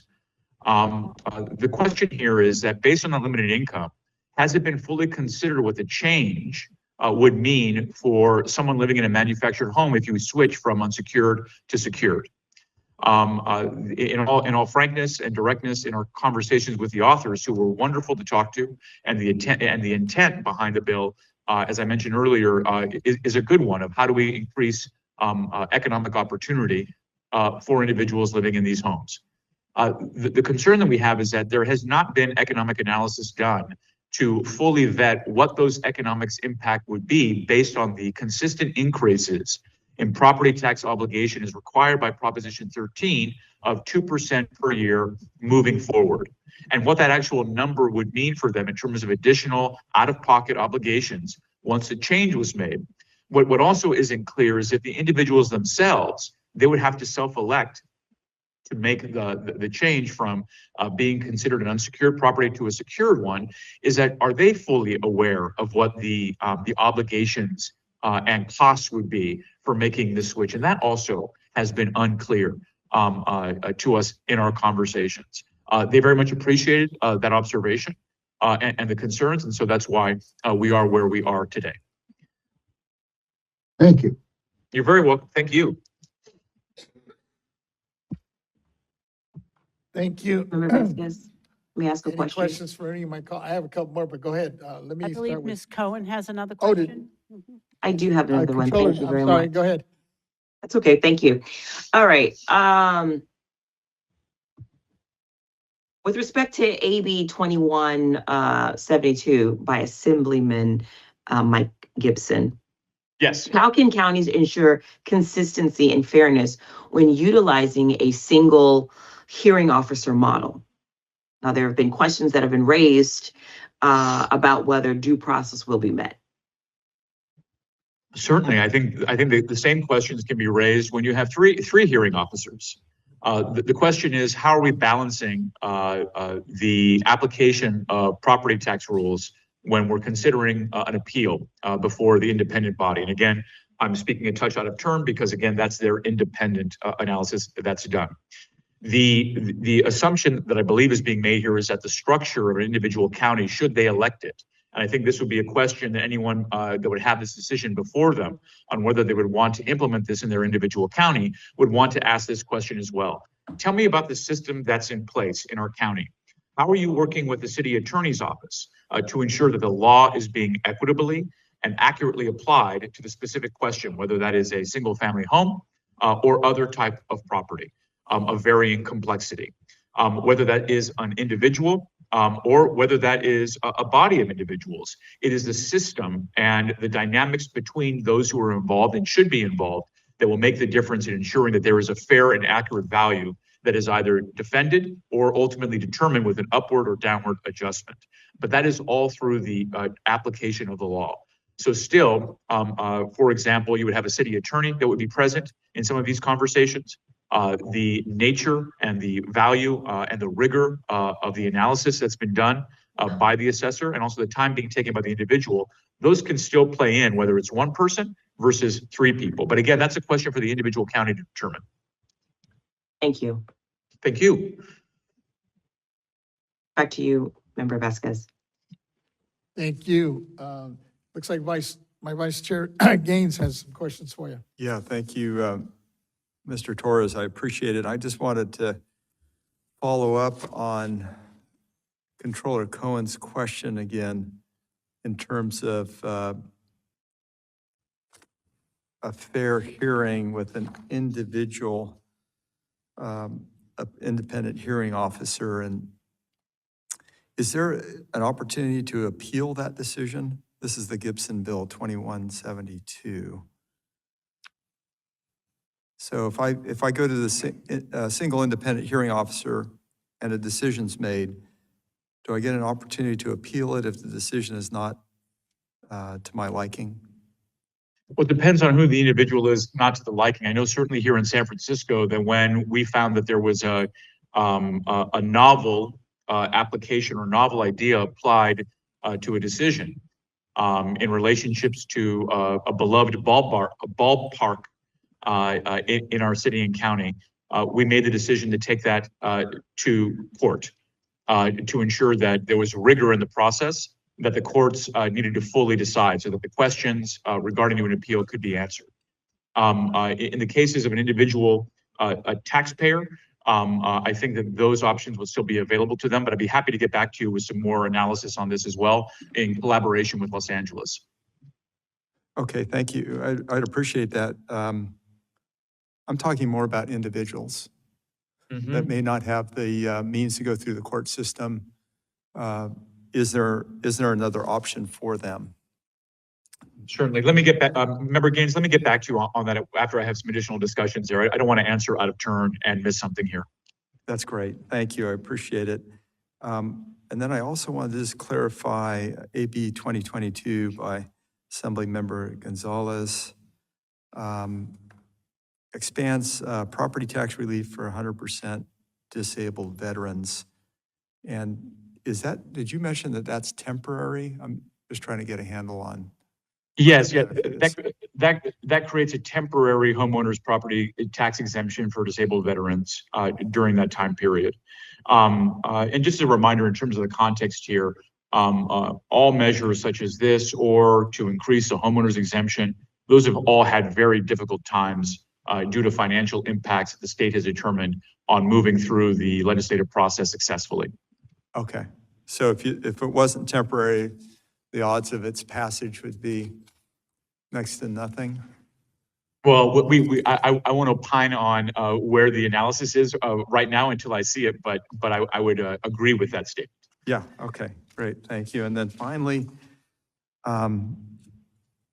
Member Schaefer already brought this up, so maybe we'll get more information, but I'm just trying to look at that current tax rate for a manufactured home. This is SB 996, Padilla, Senator Padilla, versus the Prop 13 tax rate. And then also the benefit of mortgage financing, right? Because if you can get a better financed rate through a mortgage with real property, that might offset any tax increase in transitioning from the current tax rate to Prop 13 tax rate. I think the operative word there, Board Member Gaines, is might. And so until we see some clear numbers in front of us on what this actually could mean, I personally would be concerned around selling something to low-income individuals that may not have the benefit that is promised. And I think just some additional details are necessary there from a policy perspective for those to be considered. Yeah, I agree. Thank you. I appreciate this very much. The whole presentation is very helpful. Oh, well, thank you very much. I want to especially thank my staff, Holly Lung, who leads government and external affairs for me. She has done an exceptional job in both creating structure in our work as a legislative committee and also making sure that we're able to speak with clarity and quickly on the questions that you raise. Again, going back to Member Gaines, your question with regards to appeal, the appeals decision is final. And the Superior Court option is the only next step that can be taken after that appeals process has played out with the determination of the Assessment Appeals Board. Okay. Again, my but again, I would say that the interest here is to seek how we can best support the system in delivering equitable outcomes. Yes. And that what really is being proposed here is that the localities would need to make the decision and would through the legislation be allowed to have this discussion on whether this system would work for their individual counties, with all of the associated questions that have been raised here on how do you ensure that if a question is raised that perhaps 3 members moving to 1 creates adverse outcomes from an equitable perspective. Would there be analysis that's done there and also changes that would be made based on those outcomes? That's something that a local body could ask when seeking to make that decision. In addition to other system improvements that the local body would want to see made. I think that is a very important foot forward that local bodies can make in taking seriously with awareness of their responsibilities for very complicated procedures that have to happen in relationship to tax policy and its outcomes and impacts on taxpayers. That's great. And yeah, I appreciate Assemblyman Gibson and what he's trying to do. He's trying to solve a big issue with counties, especially in LA. Just trying to figure out how that individual that doesn't have means can go through this process and make sure that they're treated in a fair manner. If it's a big business or corporate entity, they can always hire an attorney or someone of means, right? So that would be my focus. And in concluding, I just want to let you know that Maxime Renault, who is a rookie recruited by the Sacramento Kings, is a Stanford grad. And he's doing awesome as a rookie, by the way. Thank you very, very much. I feel very privileged to be a product of the California education system. All right, great. Yeah. Chair, looks like my chair, Sally Lieber has some questions for you. Thank you so much. Well, from one cardinal to another, I want to thank you, Assessor Torres, for your service to the County of San Francisco and also on the Legislative Committee. For the entire time that I've been on the board, I've really noticed how substantive and thorough the Legislative Committee is. And this is a new form of communication for us to be able to see all the bills that you've taken a position on. And so I very much appreciate that as well. And I think it will inform how we look at the legislative and statistics division's work coming forward to us. So thank you so much for that. And I wanted to ask about SB 1402. And can you fill us in on further detail about the Ledge Committee's opposition to it? Certainly. And thank you very much to my fellow Cardinal and Tree. Yes, as I mentioned earlier, we met directly with Ochoa Bo's staff yesterday in Sacramento, just to talk about, and also some of the co-sponsors in Valladares as well, to let them know what the realities are in meeting statutory deadlines. With of course, sensitivity to how frustrating it is when the time is taken to deliver a decision of an appeal. Our staff and many staffs struggle even to reach that 2-year timeline. This doesn't mean that there aren't improvements that can be made to enhance the taxpayer and their associates or partners' experience. Certainly, there are changes that can be made, as I discussed earlier, that can change the experience for both the taxpayer as well as the bureaucratic actors involved in the appeals process. The concern that we have here, in addition to already the strains in meeting the existing 2-year timelines to resolve appeals, is the realities of trying to seek and meet a 6-month appeals deadline. We are grounded in fair and accurate processes. That takes time and that takes information sharing.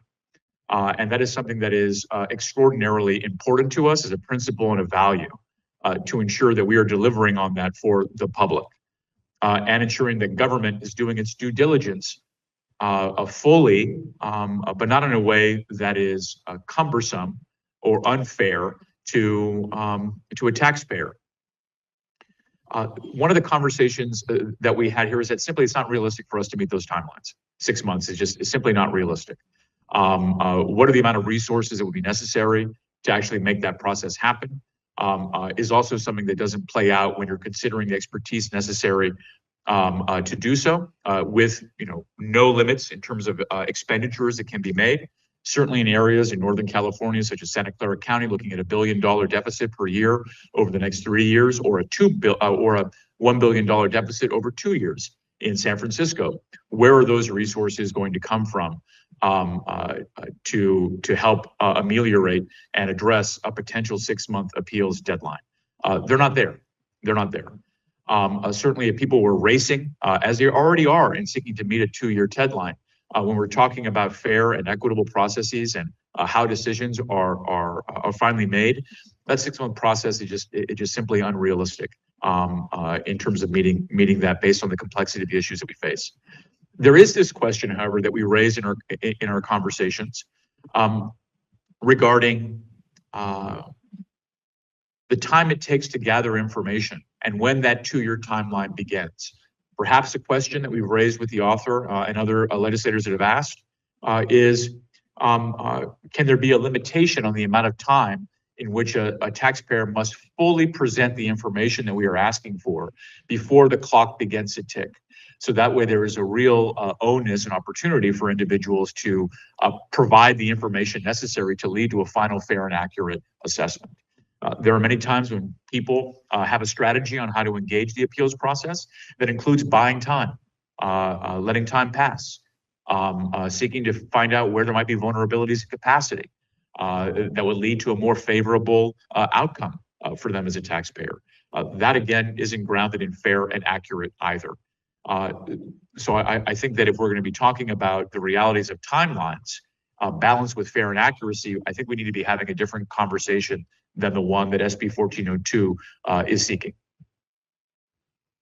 Okay, great. Thank you so much for your information. I appreciate it. Absolutely. Thank you. Thank you very much, Chair Lieber.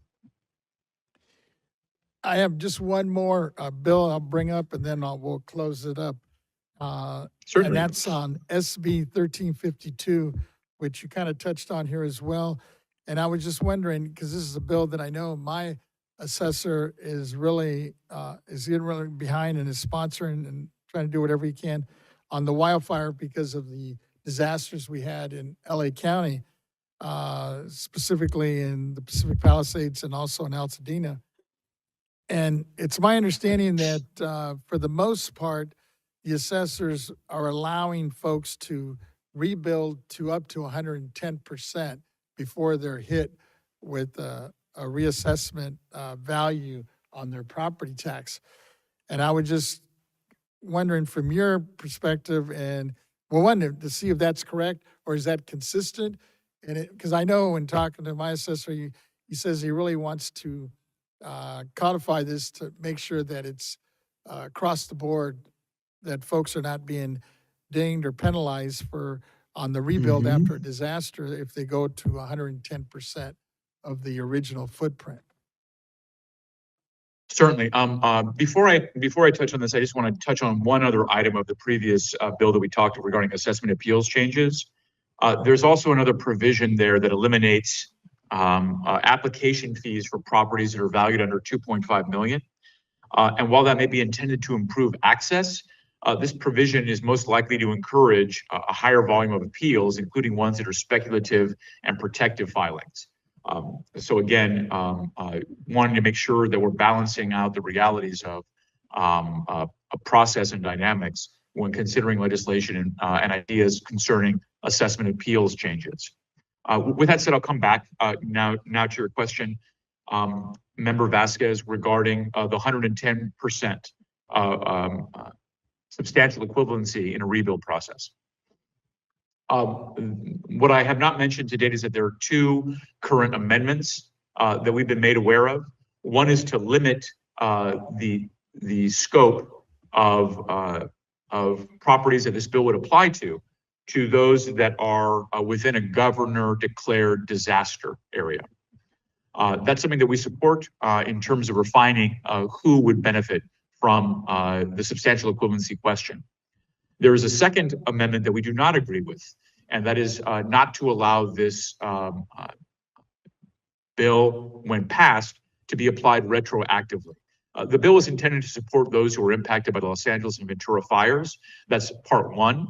And so we believe that that it should be in alignment with its activation to be able to be retroactive to that time period that we're talking about. And that people who are currently in the rebuilding process don't need to suddenly slow that process down in order to meet a compliance requirement for the bill.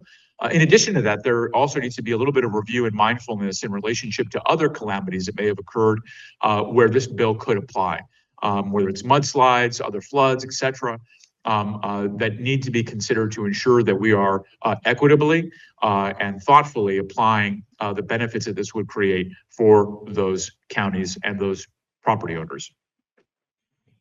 The question of substantial equivalency from a financial perspective is that we also don't believe that anyone should be making a financial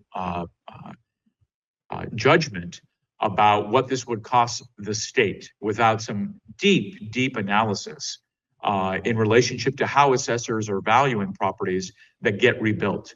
Currently in Altadena, we're looking at, I want to say, over 24 properties out of many more that still need to be rebuilt. When it comes to assessor discretion, we have seen in the state of California previous bills that would allow for 120% substantial equivalency. And I think that was because there is a range of discretion involved in how an assessor determines what that substantial equivalency could be. There could be an argument, although we don't know what the data is because there has been no analysis of it, and certainly not on the other end as well, of what the full value of substantial equivalency could mean for the state of California already in practice. What this provides is a defined, clear number on what and how substantial equivalency can be defined at that 110%. And based on the common sense approach of assessors, we believe that this is the right number. And for another reason, it's also in alignment with what has been declared by the governor and other members of local government in relationship to how the permitting process and messaging from city departments would allow for, has presented how much a property can be rebuilt, including that 110% number. So that's really where we're focused here. Clarity of information, consistency of information, and also clarity about what the number means in relationship to substantial equivalency. So we have a statewide definition that ensures uniformity of process. Thank you.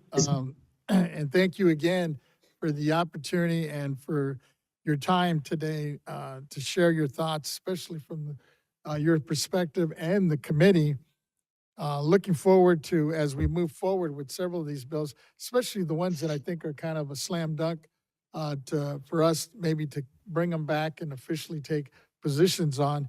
And in listening to some of the conversation and discussion, we might want to invite some of these authors. I was thinking of Mike Gibson and some of the others to, as I'm hearing some of the questions, both from the assessor's point of view and from my colleagues here, to maybe get some clarification. And I know some of these might be amended, you know, as it's moving forward.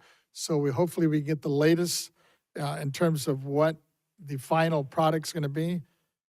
So my recommendation would be that we might want to take a look at this. And I know when we get a little later in the agenda and we hear from our ledge staffer to kind of track this and follow these closely.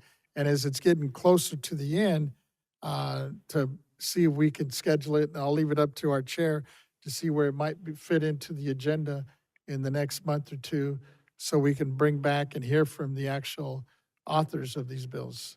And with that, unless there's any other comments or questions from my colleagues, I think we're fine. And once again, I wanted to thank you, and not only you, but your committee, Assessor Torres, for your time and energy.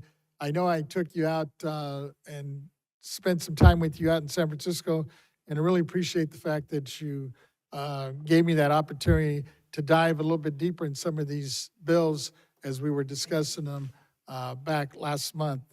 Thank you again for your time.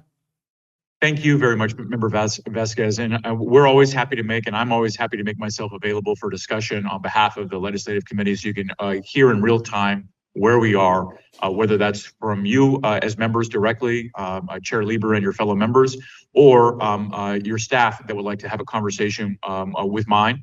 We're always here to help answer those questions and talk out some of the ideas that we have in relationship to how these bills apply to both operations and administration, as well as when policy questions are raised that we are aware of, but they're not fully defining our positions. And also, thank you very much for recognizing our committee members. They do a lot of hard work, as do all of their staffs. They do an exemplary job of being assigned bills, doing the review. And again, I really do need to thank Holly Long for creating a checklist that has allowed us to provide additional structure to how we consistently apply our values and questions to bill analysis. So we can be clear communicators to you and members of the legislature and their staff and other partners like the committee consultants, so they understand where we're coming from. And then we have a framework for how we can also be educated in where we may be making assumptions where they should not exist. So thank you very, very much as always. We deeply appreciate the partnership and the time that you've allowed us to share our passion for our work. Well, thank you so much, Assessor Torres. And if we can ask you to stay with us for one more moment, we have some comments from our Executive Director, Yvette Stowers. Absolutely. Thank you. Good morning, Yvette Stowers, Executive Director. Thank you, Assessor Torres. I do listen in on you guys' ledge meetings, and I find them so helpful, so spiritful. So thank you for including myself and Mr. Young. And we are happy to provide input when we can. I just wanted to also comment on bills that this body may want to take a position on. I want to remind you that, yes, our ledge director is tracking most of these bills, and he is, or his team will be doing an analysis, and he provides you guys with a weekly update. But I also want to remind you of our process, looking back at the April 29th, 2025 action item. When it comes to the board taking a position on a bill, this board agreed to any member may bring forth a bill for a board position, but when they bring that on, it's the member's responsibility as a member matter. And the request is that they will have an analysis on how the bill is within the BOE's jurisdiction, the policy issue the bill is proposing to address, the fiscal impact if known, the administrative impact if known, a link to the bill text, and a link to the most recent bill analysis if available. I just wanted to bring that back up. That was an action that this board took April 29th, 2025. The motion was made by Member Schaefer, and it was, the motion was seconded by Member Schaefer. The motion was made by Mr. Lieber, Chair Lieber at the time, and all members voted for it. So just a gentle reminder of our process. Thank you. Excellent. And we'll be very mindful of that going forward. And thank you again to Assessor Torres for being here. And thank you to Mr. Vasquez and his staff for bringing forward a very useful item for our consideration. We appreciate that. Thank you. Members, we do not have any written comments on this informational item, nor folks in the auditorium who would like to comment. So we'll go to our AT&T moderator to ask if there's anyone holding who would like to make a comment on item 10. If you would like to make public comment on item number 10, please press 10 at this time, 1 followed by 0. And Madam Chair, nobody is queuing up. Okay, thank you. Well, thank you again to Mr. Vasquez for bringing this forward. And now we're just a little bit behind time here, but we'll go ahead and take our 10-minute break. And the time right now is 11:47, so we'll be back by 11:57. Thank you.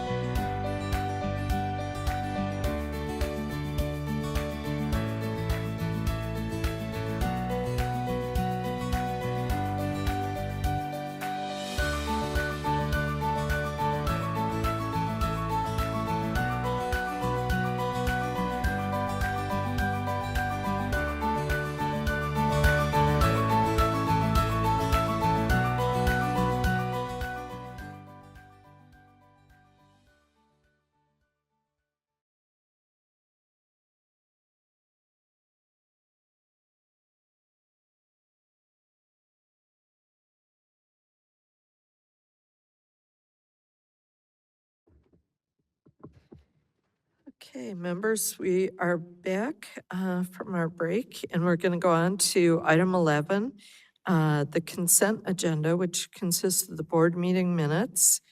These are the minutes for the February 25th, 2026 board meeting. Members, is there a motion on this item? So moved. Okay, Mr. Emron Second? moves, and seconded by Mr. Gaines. And members, we do not have any written comments, nor any speaker cards from the auditorium, so we'll go to our AT&T moderator. Moderator, could you tell us if there's anyone on the line hoping to make a comment on item 11? If you have any questions or comment, then press 1, then 0. No one has queued up at this time. Thank you. Members, any discussion on this item? Seeing none, we have a motion from Mr. Emron, seconded by Vice Chair Gaines. Mr. Ketty, if you would please call the roll. Chair Lieber, Aye. Vice Chair Gaines, Aye. Member Vasquez, Aye. Member Schaefer, Aye. Deputy Controller Emron. Aye. Okay, thank you, members. The item passes unanimously, and we'll go on to our Chief Counsel matters. Item 12, Rules for Tax Appeals, Section 5237D and Section 100 change. And this will be presented by Mr. Boeing today. Thank you.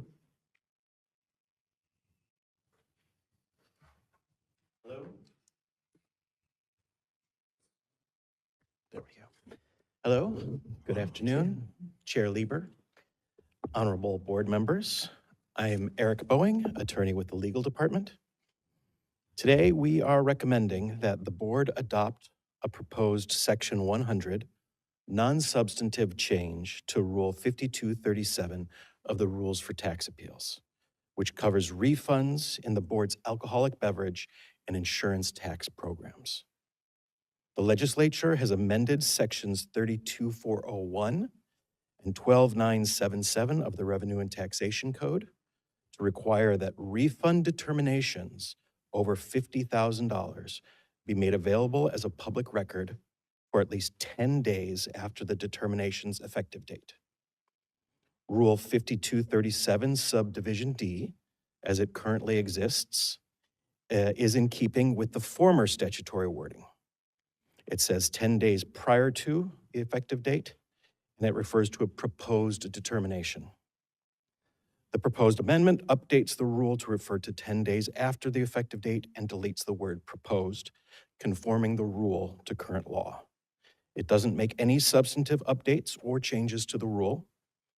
If the board adopts this proposed amendment, staff will file the rulemaking package directly with OAL to complete the change. We recommend and request that the board vote to adopt the proposed amendment to Rule 5237 of the Rules for Tax Appeals. Okay, thank you. Members, the suggested motion would be to authorize Section 100 changes to rules for tax appeals, Section 5237D as recommended by staff. Is there a motion? Moved by Vice Chair Gaines, I second. and Mr. Schaefer seconds. Okay, super.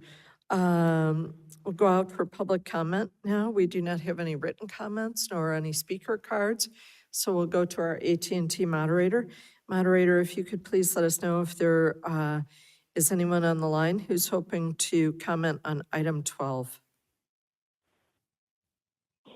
No one has queued up at this time.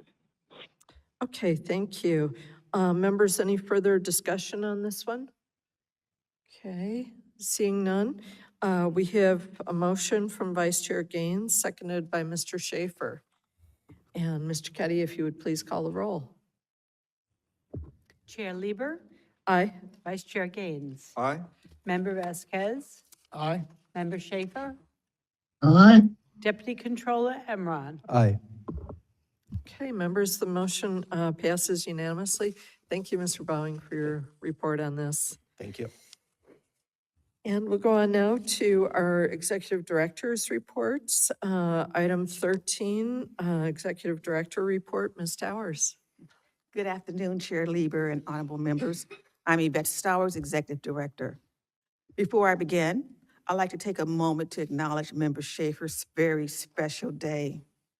It is perhaps appropriate that as you were the youngest at the age of 27 to serve in the San Diego City Council, and in 2026, you are also the oldest to serve in a state constitutional office. Happy birthday, Member Schaefer. We are pleased to celebrate with you. Enjoy your day. Well, thank you so much. Members, for today's meeting, I have a couple of items to report. First, on February 25th, Deputy Director David Young of the Property Tax Department was a guest lecturer at University of California, Davis School of Law for their state and local taxation class.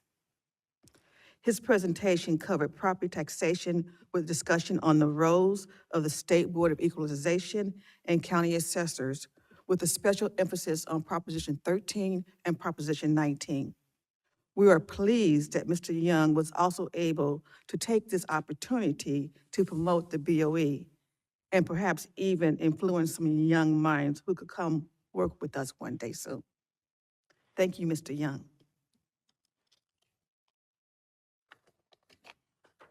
Next, over the last several weeks, my executive management team and I have had the opportunity to appear before the state legislature in 2 separate hearings on our budget change proposals. With those, we are seeking funds for our IT modernization project, as well as resources to implement Senate Bill 293. 293 is a new law that is known as the Generation Homeowners Protection Act, which established a pathway for survivors of the LA fires to bring their property transfer records up to date without penalty. This new law is really targeting the community of Altadena. On the last item, SB 293, I believe the legislator, the Department of Finance, and LAO office have been supportive of our request for a targeted amount of one-time funding to issue the necessary guidance and technical instructions to county assessors and other stakeholders. I had a meaningful exchange with Senator Smallwood Kovas of the 28th Senate District, recognizing the often disparate impact that disasters have on California diverse communities. We are looking forward to getting the resources in the new fiscal year to ensure that those who need our help the most can benefit from the extra time that this law provides. Also during the hearing with the California State Senate and Assembly Budget Fiscal Review Subcommittees, Mr. Jack McCall, our Chief State Assessed Property Division, presented the BOE's urgent need to replace its nearly 40-year-old Cobalt-era mainframe system with something that would bring us up to the 21st century. We are optimistic that our BCP will make it to the final budget for the next fiscal year. Many recognize there's no near-term fix to fix California's structural budget deficit. Of course, we support the legislators' need to prioritize funds during this budget crisis. However, we believe that our BCP meets the threshold urgent of high priority and mission-critical expenditures. On both BCPs, we are eager for the fiscal year 26-27 budget to be finalized so our plans for the next year, for our next year can continue. Finally, a reminder that BOE will be attending the Spring 2026 California Assessors Conference beginning April 13th in Riverside County. We are looking forward to some meaningful collaboration with assessors and their staff. Deputy Director David Young of the Property Tax Department will participate on the panel to discuss BOE update, covering various topics such as the state assessment season, assessment appeals, survey programs, and legislation that passed in 2025, and then finally an update on our voice over internet jurisdiction. Members of the Property Tax Department will also attend the conference, and I believe several board members and your staff will be attending as well. I will keep your office up to date on the details of this event and anything else that we hear back, when we hear back on our BCPs. That concludes my report for item 13. I'm available to answer any questions that you may have. Okay, members, any questions for Ms. Dowers? Mr. Emron? No questions, just had a really quick comment. I got a chance to join you all in the Capitol, both for the Assembly and the Senate hearing, just in support, and I thought you did an amazing job, great representation. Shout out to your team as well for stepping up and being there and having that great, great presence in the Capitol. So looking forward to what's to come. Thank you. Thank you, Mr. Imran. Excellent. Mr. Vasquez? Just real quick, just wanted to thank you and, of course, Mr. Young and Mr. McCool for your leadership on this presentation you made before the Budget Committee. I'm just wondering, what's the next steps moving forward, or is there anything that we need to take any action on, or that you need to follow up on? I really would appreciate the members' support if you're at the Capitol and you're speaking with any city members, if you can just be our advocate on why we need this funding. I really would appreciate it. I can put together a fact sheet for you, and you can have some quick talking points. I can put together a fact sheet. You guys know that's an assignment, right? So I will get that together for you and send it to you via email, and I would appreciate that.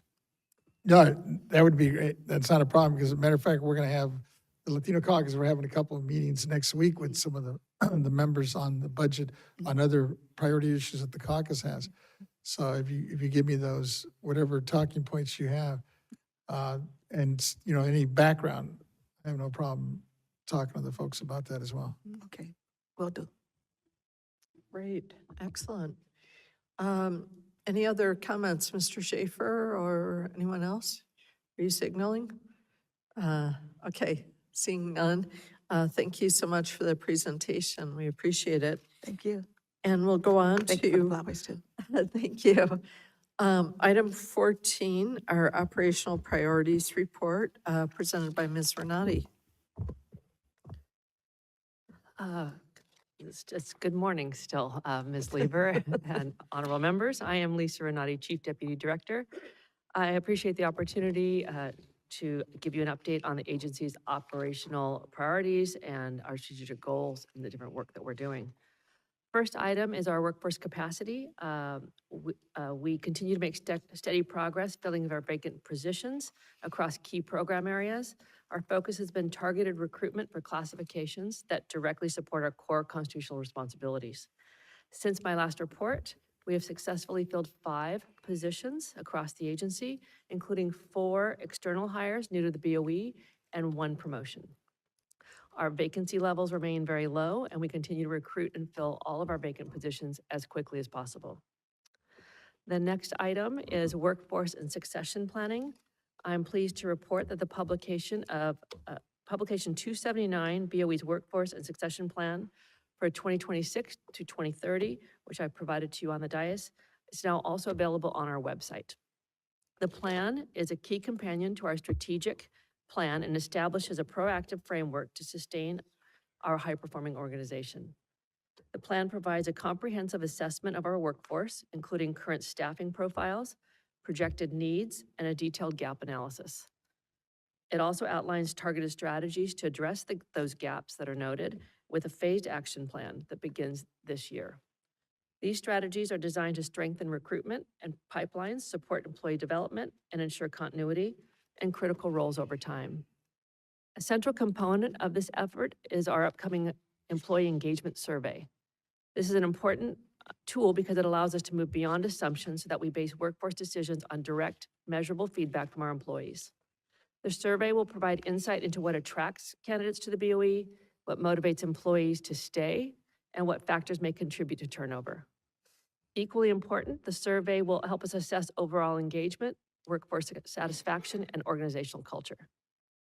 These insights will help us identify strengths to build upon and targeted areas for improvement to enhance retention, performance, and employee experience.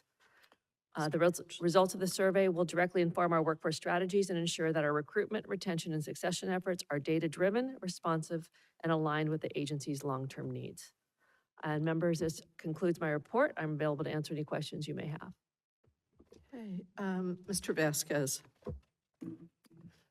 thank you for that report. And as I'm looking at the publication, you know, I'm assuming, you know, it's got here, I guess it's on, what is it? The agency page. It says that the assessed value came in at $9.1 trillion. That would be for this year, right? I actually Because I was sneaked in. quoting last year's, Yeah, and I think when I was talking to Ms. Stowers, and we thought it was 8.6, but I'm assuming that was the previous year, right? it's a very astute question. I have currently working on the annual report, and I happen to have the data, and I snuck it in because my report got to publication first. So yes, that'll be the current number for the Current. last fiscal year. Wow, okay. So It's a big jump. Thanks. Okay, any other questions or comments? Mr. Gaines? If I could, just taking a look at the age distribution of the BOE by organizational hierarchy. And we've gone through a lot of change in the last 8 years, 7.5 or so. So it sounds like it's going to continue, right? Because we've had a lot of baby boomers retiring. And Well, so yeah. are we anticipating more of the same in the next 5 years? Well, when I started 6 years ago, we had traditionalists still on board. So those traditionalists have mostly retired. We still have some. Then baby boomers are retiring. Gen X is now 60 years old, starting to retire. So it's kind of the wheel is turning. And what we're seeing is we used to have a lot, almost, I think 70% of our people eligible to retire.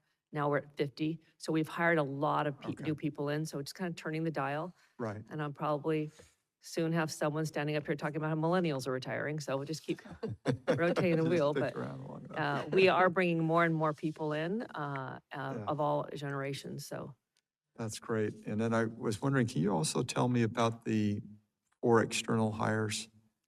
I'm always curious as to where people are coming from when they're employed, the BOE. I don't have exactly where they came from. I know one of the people came from a county, and that person now works in our welfare exemption unit. And I don't know just exactly the other two. I know one of the people is on Member Vasquez's team. He's one of our new hires. So perhaps you could let Mr. Gaines know where that person came He's from. actually, he's a current mayor in it's a small little city, Santa Fe Springs, in LA. And actually, I think he's going to join us in Riverside. Coming up on the, what is it, 13th, 14th? But it looks like and the other person I have here looks like right out of college. So Oh, okay. we're hiring more people out of college now that the generalist classifications have been adjusted by CalHR, the analyst series. So we're bringing more analysts on board. It's a generalist classification for technical analytical work. We can then transfer them over into more appraisal and auditing work as they gain experience in education. And was that some of the changes that we made with the state in terms of flexibility for employment? The state CalHR did make that Yes. those adjustments in that classification, and we are still working. Our classification project is still with CalHR, and we're hoping to have that get approved and then go to the state personnel board, and then our classifications will be fixed, which they've been broken since probably the year 2000, and so we're finally getting those fixed. So we have a true entry-level position for both our appraiser and auditor appraiser. Right, we were having issues with both of those classes, right, in terms of filling them? Correct. That was our big difficulty, so. Okay, that's That great. project is on their desk, so. Good news. Yes. Great, thank you. Thanks. Okay. Well, thank you so much for your presentation. And we'll go on to item 15, Taxpayer Rights Advocate's Office Report presented by Ms. Thompson. Thank you. Good afternoon, Chair Lieber and honorable board members. My name is Lisa Thompson, Chief of the Taxpayer Rights Advocate Office. And I'm here to provide you with an update on the activities of the Taxpayer Rights Advocate Office to keep you informed. As far as the total number of completed cases for February 2026, we had 28 cases. 11 were in Vice Chair Gaines's district, District 1. 6 were in Chair Lieber's district, District 2, and 6 were in Member Vasquez's district, District 3, 5 in Member Schaefer's district, District 4. Of those 28 cases, 12 were in the administrative category and 16 were in the valuation category. The memorandum that is attached to the public agenda notice does identify the completed case counts by topic areas within the valuation as well as the administrative category. However, the number of cases with the highest completed case count for the valuation category was 6 exclusions cases. And with respect to the administrative category, the counts were pretty evenly distributed among 3 topics. Among them were delinquent property taxes and defaulted taxes and penalty cancellations. As far as the exclusion cases, there were 6, and 2 pertain to the parent-child exclusion, 3 pertain to the base year value transfer exclusion, of which 2 were for persons age 55 and over, and the other one was for the disaster provisions. And the remaining exclusion was for a solar energy exclusion. So that concludes my update. I'm happy to answer any questions that you may have. Right, great. Any questions, Mr. Vasquez?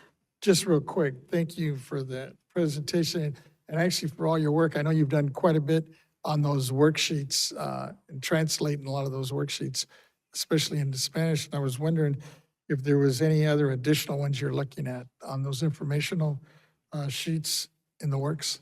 We have currently 15 information sheets 15? available. We are working on another information sheet on supplemental assessments, which will be issued shortly, next couple of months. So. And those will be, I know you're doing a pretty good job of making sure that they're available in Spanish as well, right? There are some information sheets that were available that are still available in Spanish. That was done by our former communications officer to do that. So I'm not sure if there is continued effort toward doing that. So. Okay, anyone else with a question for Ms. Thompson? Seeing none, thank you so much. And we'll go on to item 16, Property Tax Deputy Director's Report, presented by Mr. Young. Thank you. Good afternoon, Chair Lieber, honorable members of the board. For the record, my name is David Young, and I'm the Deputy Director of the Property Tax Department. For you today, I have 3 reports.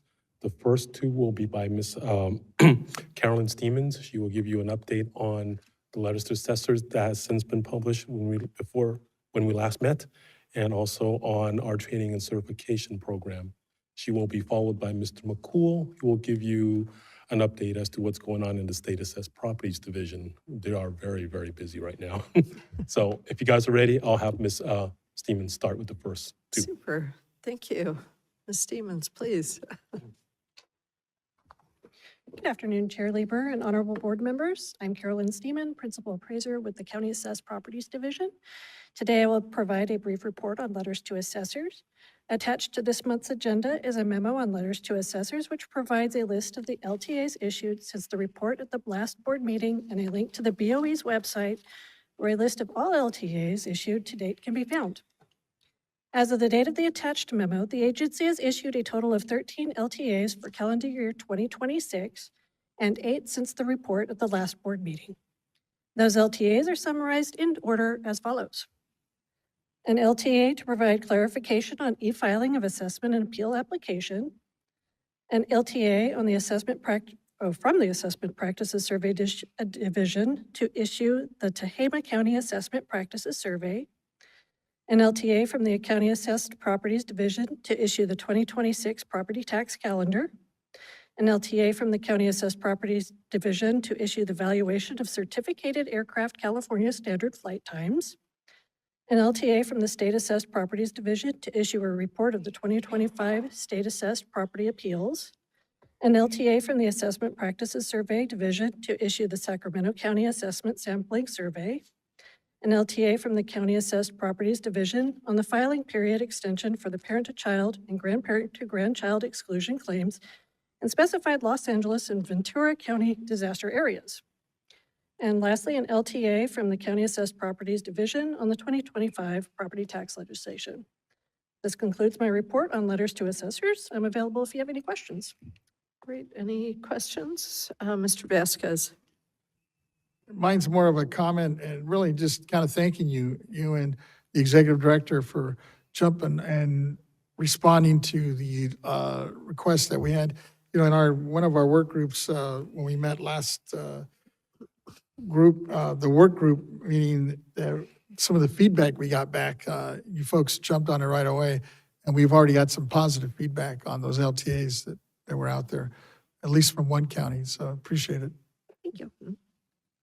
Excellent. Okay, our next sub-item is on appraisal, training, and certification, also presented by Ms. Deeman. Great. Thank you. I'll now provide a brief report on the BOE's appraisal training and certification program. For the 2025-26 fiscal year, BOE staff scheduled 40 classes and 2 webinars. Additionally, 7 classes were scheduled with instructors in the county assessor's offices for their staff. Of the courses taught by the BOE, 33 have been completed since the beginning of the fiscal year, including 5 since the last board meeting. In addition, both webinars have been completed. For courses taught by the counties, 7 have completed since the beginning of the fiscal year. We continue to offer our existing online basic training courses through American River College and California State University, Sacramento, as well as additional online courses and self-study training sessions available on the BOE's website. This concludes my report on training and certification. I'm available to answer any questions. Great. Any questions? Okay, seeing none, thank you so much for the report. Thank you. And we'll go on to our next sub-item on the state assessed property report presented by Mr. McCool. Thank you. Good afternoon, Chair Lieber and honorable members. My name is Jack McCool, Chief of the State Assessed Properties Division. Today, I will provide information on the status of ongoing work in our division. SAPD has completed our annual capitalization rate study. The study encapsulates months of research and analysis from our staff. The capitalization rates will be utilized in our income approach value indicators for the upcoming unitary valuation season. The full study is available in PDF format and is available upon request. We typically get over 200 requests for the study each year. The summary pages for each industry have been placed on the BOE's open data portal and are available to anyone if they wish to view it. March 1st was the last day to timely file the annual property statement. We received and processed 270 requests for extension to file, which represents about a 46% increase compared to last year. Our unitary appraisal staff will be busy now through May completing the unitary appraisals, which will come before the board at the May board meeting. Additionally, our real property appraisers are finalizing the land values for all of our state assessed companies. The real property unit typically values about 10,000 land parcels statewide each appraisal year.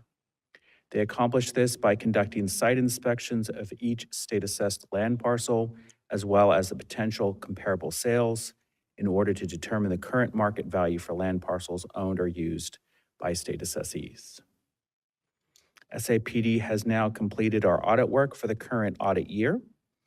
We will have the final 2 audits for board action coming before the board at next month's agenda. Our audit year typically begins in June, and with the addition of VoIP entities to our assessment jurisdiction and the eventual implementation of our technology modernization project, we do anticipate our audit program growing over the next few years. And finally, our private road car property statements are due on April 30th, so staff will begin work on those as we wind down the state assessed appraisal season. That concludes my report on the status of ongoing items in our division, and I'm happy to answer any questions. Thank you. Thank you. Any questions for Mr. McCool? Vice Chair? You had mentioned a 46% increase in asking for more time? Correct. So do you know what that's about? Our speculation is most likely related to the addition of the VoIP assessment entities. So there is a regulatory change with the Public Utilities Commission in late November, I believe it was November 2024. We did some analysis internally with the legal department, and we determined that those entities should fall under state assessment.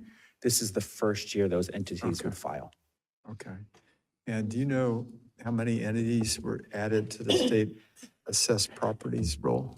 We are currently trying to work through that, and I briefly mentioned our IT modernization project. One of the difficulties we have is we don't have a way to easily pull that data. So we literally are having to manually tabulate each assessee as we get them and classify them as a VoIP-only entity.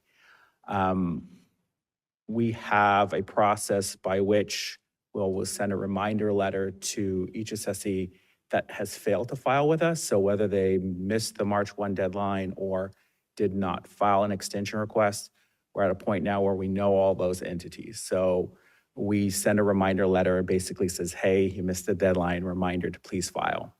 Last year, we sent around 260 reminder letters. This year, it's a little over 400. So we are, again, anticipating that difference being largely from the VoIP entities. I know we have, as we're working through the process, we're in the around 50 entities that are VoIP specific, where we know we will have an assessment this year. I would anticipate that number growing, but at this point in time, that's about where we are. That's ballpark? Or is that Yeah. how many you've processed or? So I would say we have about 50 new state assessees related just to VoIP. Okay. And that may be around all we'll get this year, all we'll have the information for. I do think we're going to have to do additional outreach for those that have not filed. And that number may grow, and how we go about growing that, whether it's via the audit process, since we have such a short amount of time to get the evaluations done, completed, and before the board. We may be in a situation where our entire audit program this coming year is devoted to examining those VoIP entities that have not filed. Okay. And how's your staffing for additional workload? I think any division leader in state government would say we could always use more. But we have hired 4 new tax auditors this season, and that will help. So we've had an issue with classification and recruitment, and we've made some really substantial progress in the last year to address the vacancies in this specific unit. And I believe now we're down to just simply 3 vacancies in our valuation and auditing team. So we're continuing to pursue from those. 7? We Was it had, 7? I believe we might even have been at 8 at one point. Okay. Yeah. Right. Good. Thank you very much. Of course. Thank you so much for your report. We appreciate it. Thank you. Thank you. Mr. Young, did you want to make a final comment to close us out? Yes, thank you. Thank you for the opportunity. I just wanted to really recognize our training and certification team. They've offered 40 classes this year. It's a historic high for us. And we have completed 33 out of the 40. So we got 7 more to go. All 2 webinars were already given and they were very well attended. So I want to recognize that team is only 3 people. So it's pretty small. Wow. And to directly answer your question, Vice Chair Gaines, our assessment of the VoIP, it parallels pretty much the assessor's whole processes. Before we can actually do the evaluation, there's the discovery process. We did not think that on our first year we would be able to basically discover all the assessable entities and their assessable property. We knew that it may be a multi-year process. As of right now, we're working through that process. They have added about 50 on our roll already, a roll of only 320-ish for this year. So it's a big number, but as the year and the future years unfold, the discovery process will continue. And so with that, I'm available for any questions you may have, but that concludes my presentation. Yeah, thank you so much. That is very good information for us to hear. We really appreciate the training team because it's really superhuman to be able to have 3 staff have that much output. Yeah. So thank you. Thank you. Okay, we're going to go on to item 17, our Legislative Research and Statistics Division Chief's Report by Mr. Angelo. Good afternoon, Chair Lieber and members. Ted Angelo, Legislative Director and Chief of the Legislative Research and Statistics Division. I think Mr. Torres did a great job today outlining a lot of the bills that my office is tracking and will be providing analyses to your offices soon. So I'm not going to go into great detail about a lot of those because it was very comprehensive. I would note that the Cal-Stanford discussion was well taken. My dad was a UC Berkeley master's in poli-sci graduate. So I've always had an affinity for the Bears. And since we were talking about substantial equivalence, I went to a lot of politically active concerts at the Greek Theater on the Berkeley campus. So I would say that's substantially equivalent. So all jokes aside, it is a wonderful music venue, and I don't know if Stanford has that. So in terms of a brief update on the legislative activity for March, the policy committees are just now starting to hear the bills that were introduced prior to the February 20th deadline. So those are going to be coming up in policy committees. Some are double referred. The board supported proposal to extend the sunset date governing the pipeline rights-of-way in Revenue Tax Code Section 40110. 401.10 has been introduced as SB 1437, which is a committee bill, as I had indicated before, by the Senate Revenue Tax Committee, and I will continue to keep you posted on its progress moving forward. Those are usually have no opposition, and they move with consent unless something comes up that's unforeseen. My office has forwarded a number of the BOE-related bills to you over the last few weeks. We continue to review the bills that impact BOE and are working on those analyses, as I had indicated. So far, some of the new introductions of note are, and you've heard some of them today, and also I'll keep it brief. AB 1668 by Assemblymember Pellerin extends the property tax welfare exemptions in Revenue Tax Code Section 214.02 by an additional 5 years. This has happened numerous times over the years, and it's currently on suspense in the Assembly Revenue Tax Committee for any kind of revenue loss, which those would be. So this again is one that is the open space land exemption area of 214.02. And it's been in place, I believe, since the early 80s. And so sometimes it's been extended for 10 years, sometimes it's 5, depending on what the budget circumstances are and what the committees are doing for sunset extensions. So pretty straightforward on that one. But many of the new bills that have passed, like 1485 for the native reacquisition of land, depend on that statute. So I expect it to move forward. AB 2022 by Assemblymember Gonzalez is the property tax disabled veterans full exemption that was discussed earlier. It passed the Veterans Committee yesterday, and so it'll be re-referred to the Revenue Tax Committee. Our analysis is forthcoming. This is the one that would exempt 100% property owned by a 100% disabled veteran. As opposed to some of the other ones I talked earlier in the year, the 2-year bills that allowed for the combination. And it also allows a unmarried surviving spouse, the exemption, and other technical things I won't go into today, but you'll have analyses on that soon. And it's a 5-year sunset extension of that.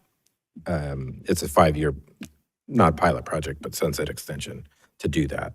AB 2089 Ward is the property tax welfare exemption, change in controller ownership that was discussed earlier today. That one we're working on as well. This is the one where in the course of construction, you have the exemption in place. But when the welfare tax exemption's been granted, but they lost the exemption due to a change in control or ownership, they're trying to expand that to the new entity, so they don't have to start over from square one. So it's, staying objective, it's just they're trying to add another legal process to do that, and we'll have an analysis on that one. AB 2172 is the Property Tax Assessment Appeals Board.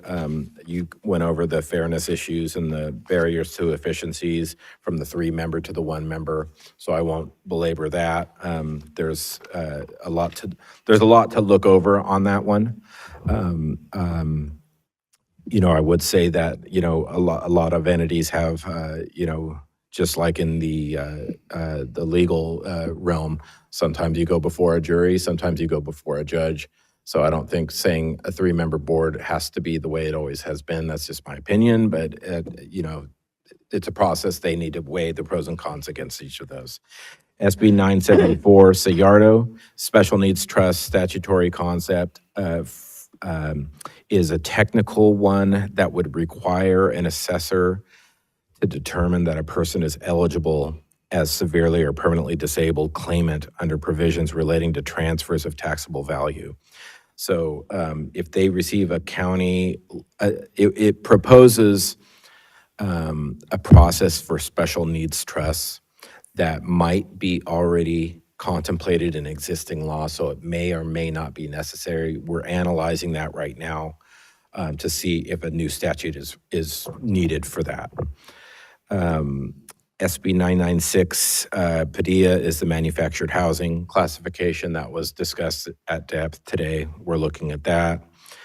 SB 1053, Nilo is the bill that is similar to his bill from last year that extends disaster base year value period from 5 to 8 years for any county via local ordinance instead of by statute. So if a disaster were declared by the governor, they'd get the additional 3 years that we've been talking about for the bills from last year, depending if an ordinance was passed by the locals. It's going to be a cost issue to automatically allow that to be triggered by local ordinance. So it'll definitely go on suspense, and but some folks would like to have that flexibility, and some folks want to do it on a case-by-case basis. SB 1298, the church parking universal exemption. I'm looking at that bill. That's a new one, and to see if it was. Anyway, we're taking a look at that one. I believe it was probably close to what was already exempt under the existing law, and just carving out, parking next to the facility as exempt as well. Moderate income housing partial tax exclusion is SB 1415. We're looking at that one as well. It has a lot of costs associated with it, has a sunset in its first iteration, but it's going to be costly. A bill similar to that last year by Senator Wiener was held on suspense, but they're trying a new proposal this year with some slight changes. In terms of the 2-year bills from last year, I reported on before, SCA 4 and its board-supported companion bill, SB 623, passed over to the Assembly. They haven't been scheduled yet for their next hearings. These would allow the combining of the veterans and homeowners exemptions I alluded to earlier. SB 288 by Senator Sayardo was discussed by Mr. Torres earlier. This is the one that allows the Prop 19 extra time for probate that I've reported on, and that hasn't been scheduled yet, but has moved over.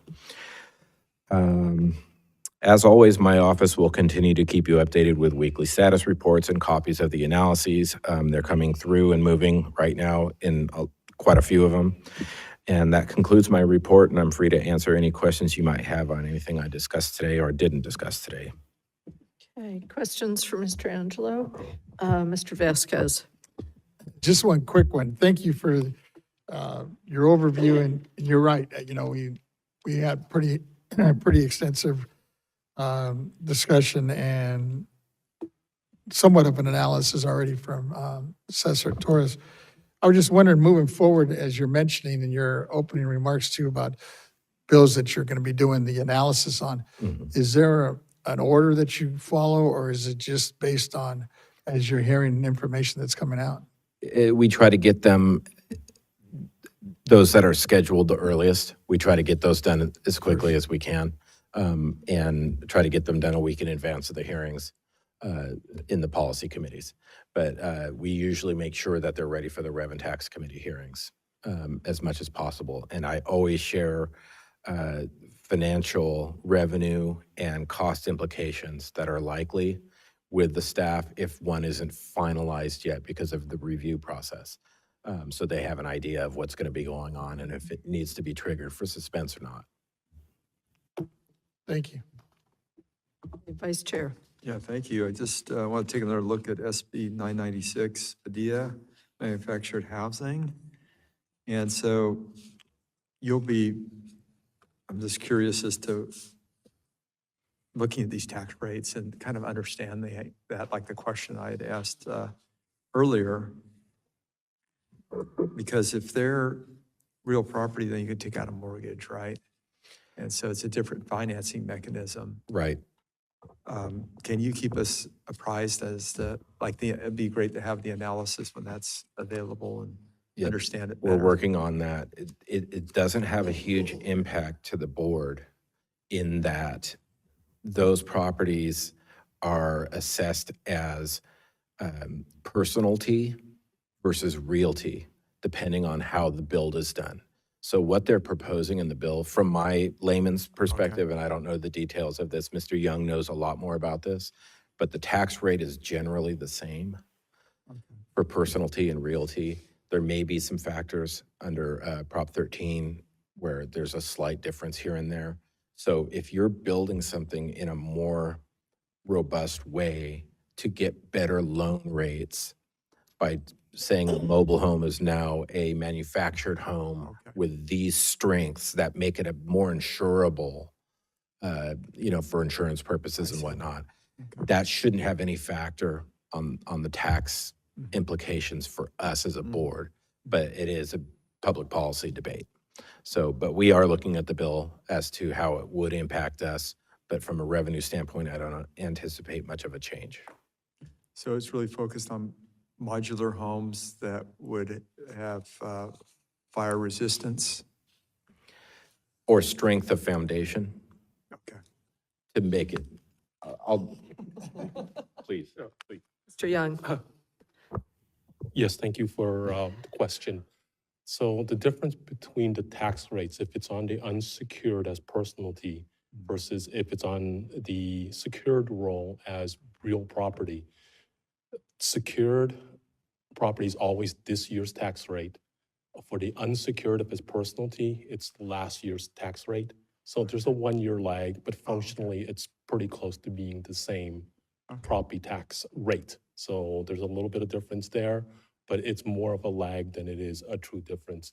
It just follows every year.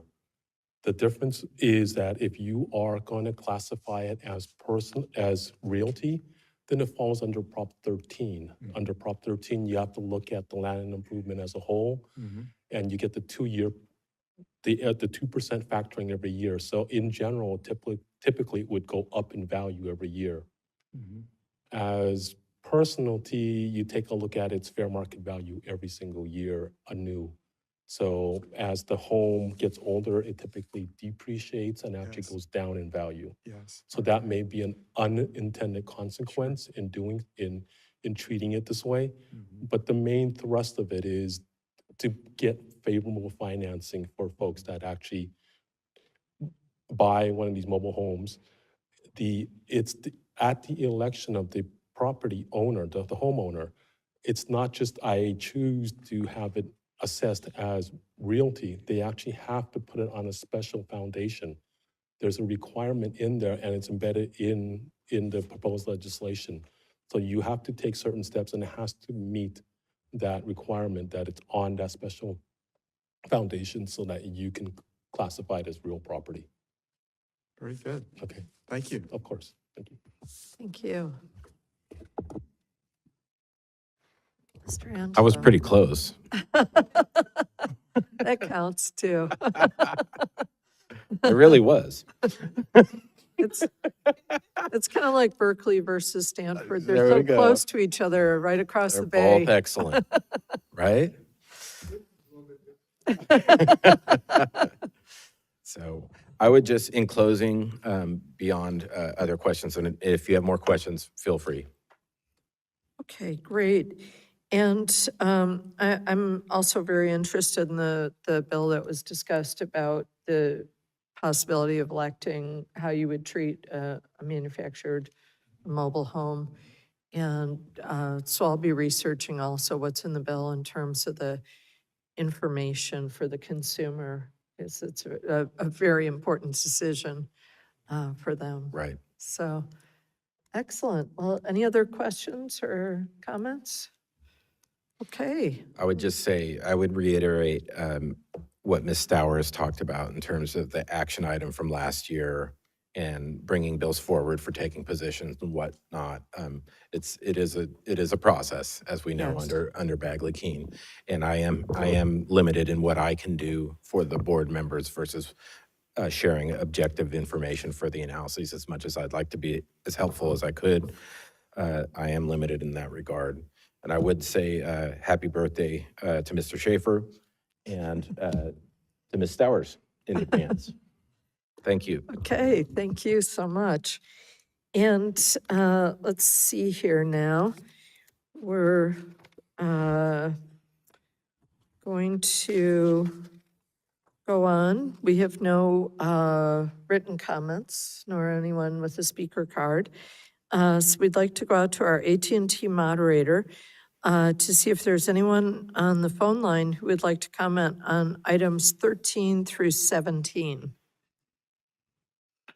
Please take this opportunity and press star followed by 1 to comment on items 13 through 17. Again, please press 1 followed by 0. 1 followed by 0 for items 13 through 17.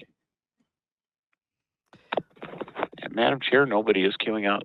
Okay, thank you. So we'll go on to our last item for today is the closing remarks and adjournment.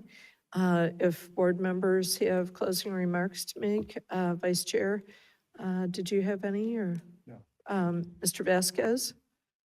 Yes, thank you, Madam Chair. I just wanted to see if we could adjourn in memory of a great professor we just lost at CSUN. Actually, I think when he started, it wasn't called CSUN. It was State University of Northridge.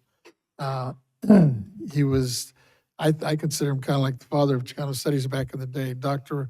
I knew him as Rudy, but as Rodolfo Francisco Acuna, a pioneer and American historian, educator often called the father of Chicano studies, who died in Northridge, California, of Parkinson's disease on March the 23rd at the age of 93. Dr. Acuna was born on May 18, 1932 in Boyle Heights community of Los Angeles, California. His parents were from the Mexican states of Sonora and Jalisco. And his early life was deeply rooted in the experiences of the Mexican Americans. He served in the Army during the Korean War and was also stationed in Germany. Later, he earned his bachelor's and master's degrees from Los Angeles State College, Cal State LA, and then his PhD in history from University of Southern California in 1968. In 69, Dr. Acuna founded the Chicano Studies Department at California State University, Northridge, establishing what was arguably the first department of its kind in the nation to provide vital academic home for the study of Mexican-American history, culture, social issues. He served as the first chair and remained a professor of emeritus at the institution, which grew to become the largest Chicano Studies program in the United States. I believe he was there 60 years, even into his retirement.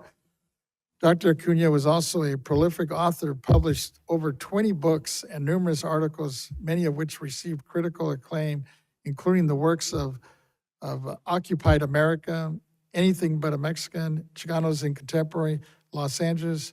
His peers also recognized him as his contributions, naming him one of the scholars of the National Association of Chicano and Chicana Studies in 1989, the highest honor bestowed on that organization.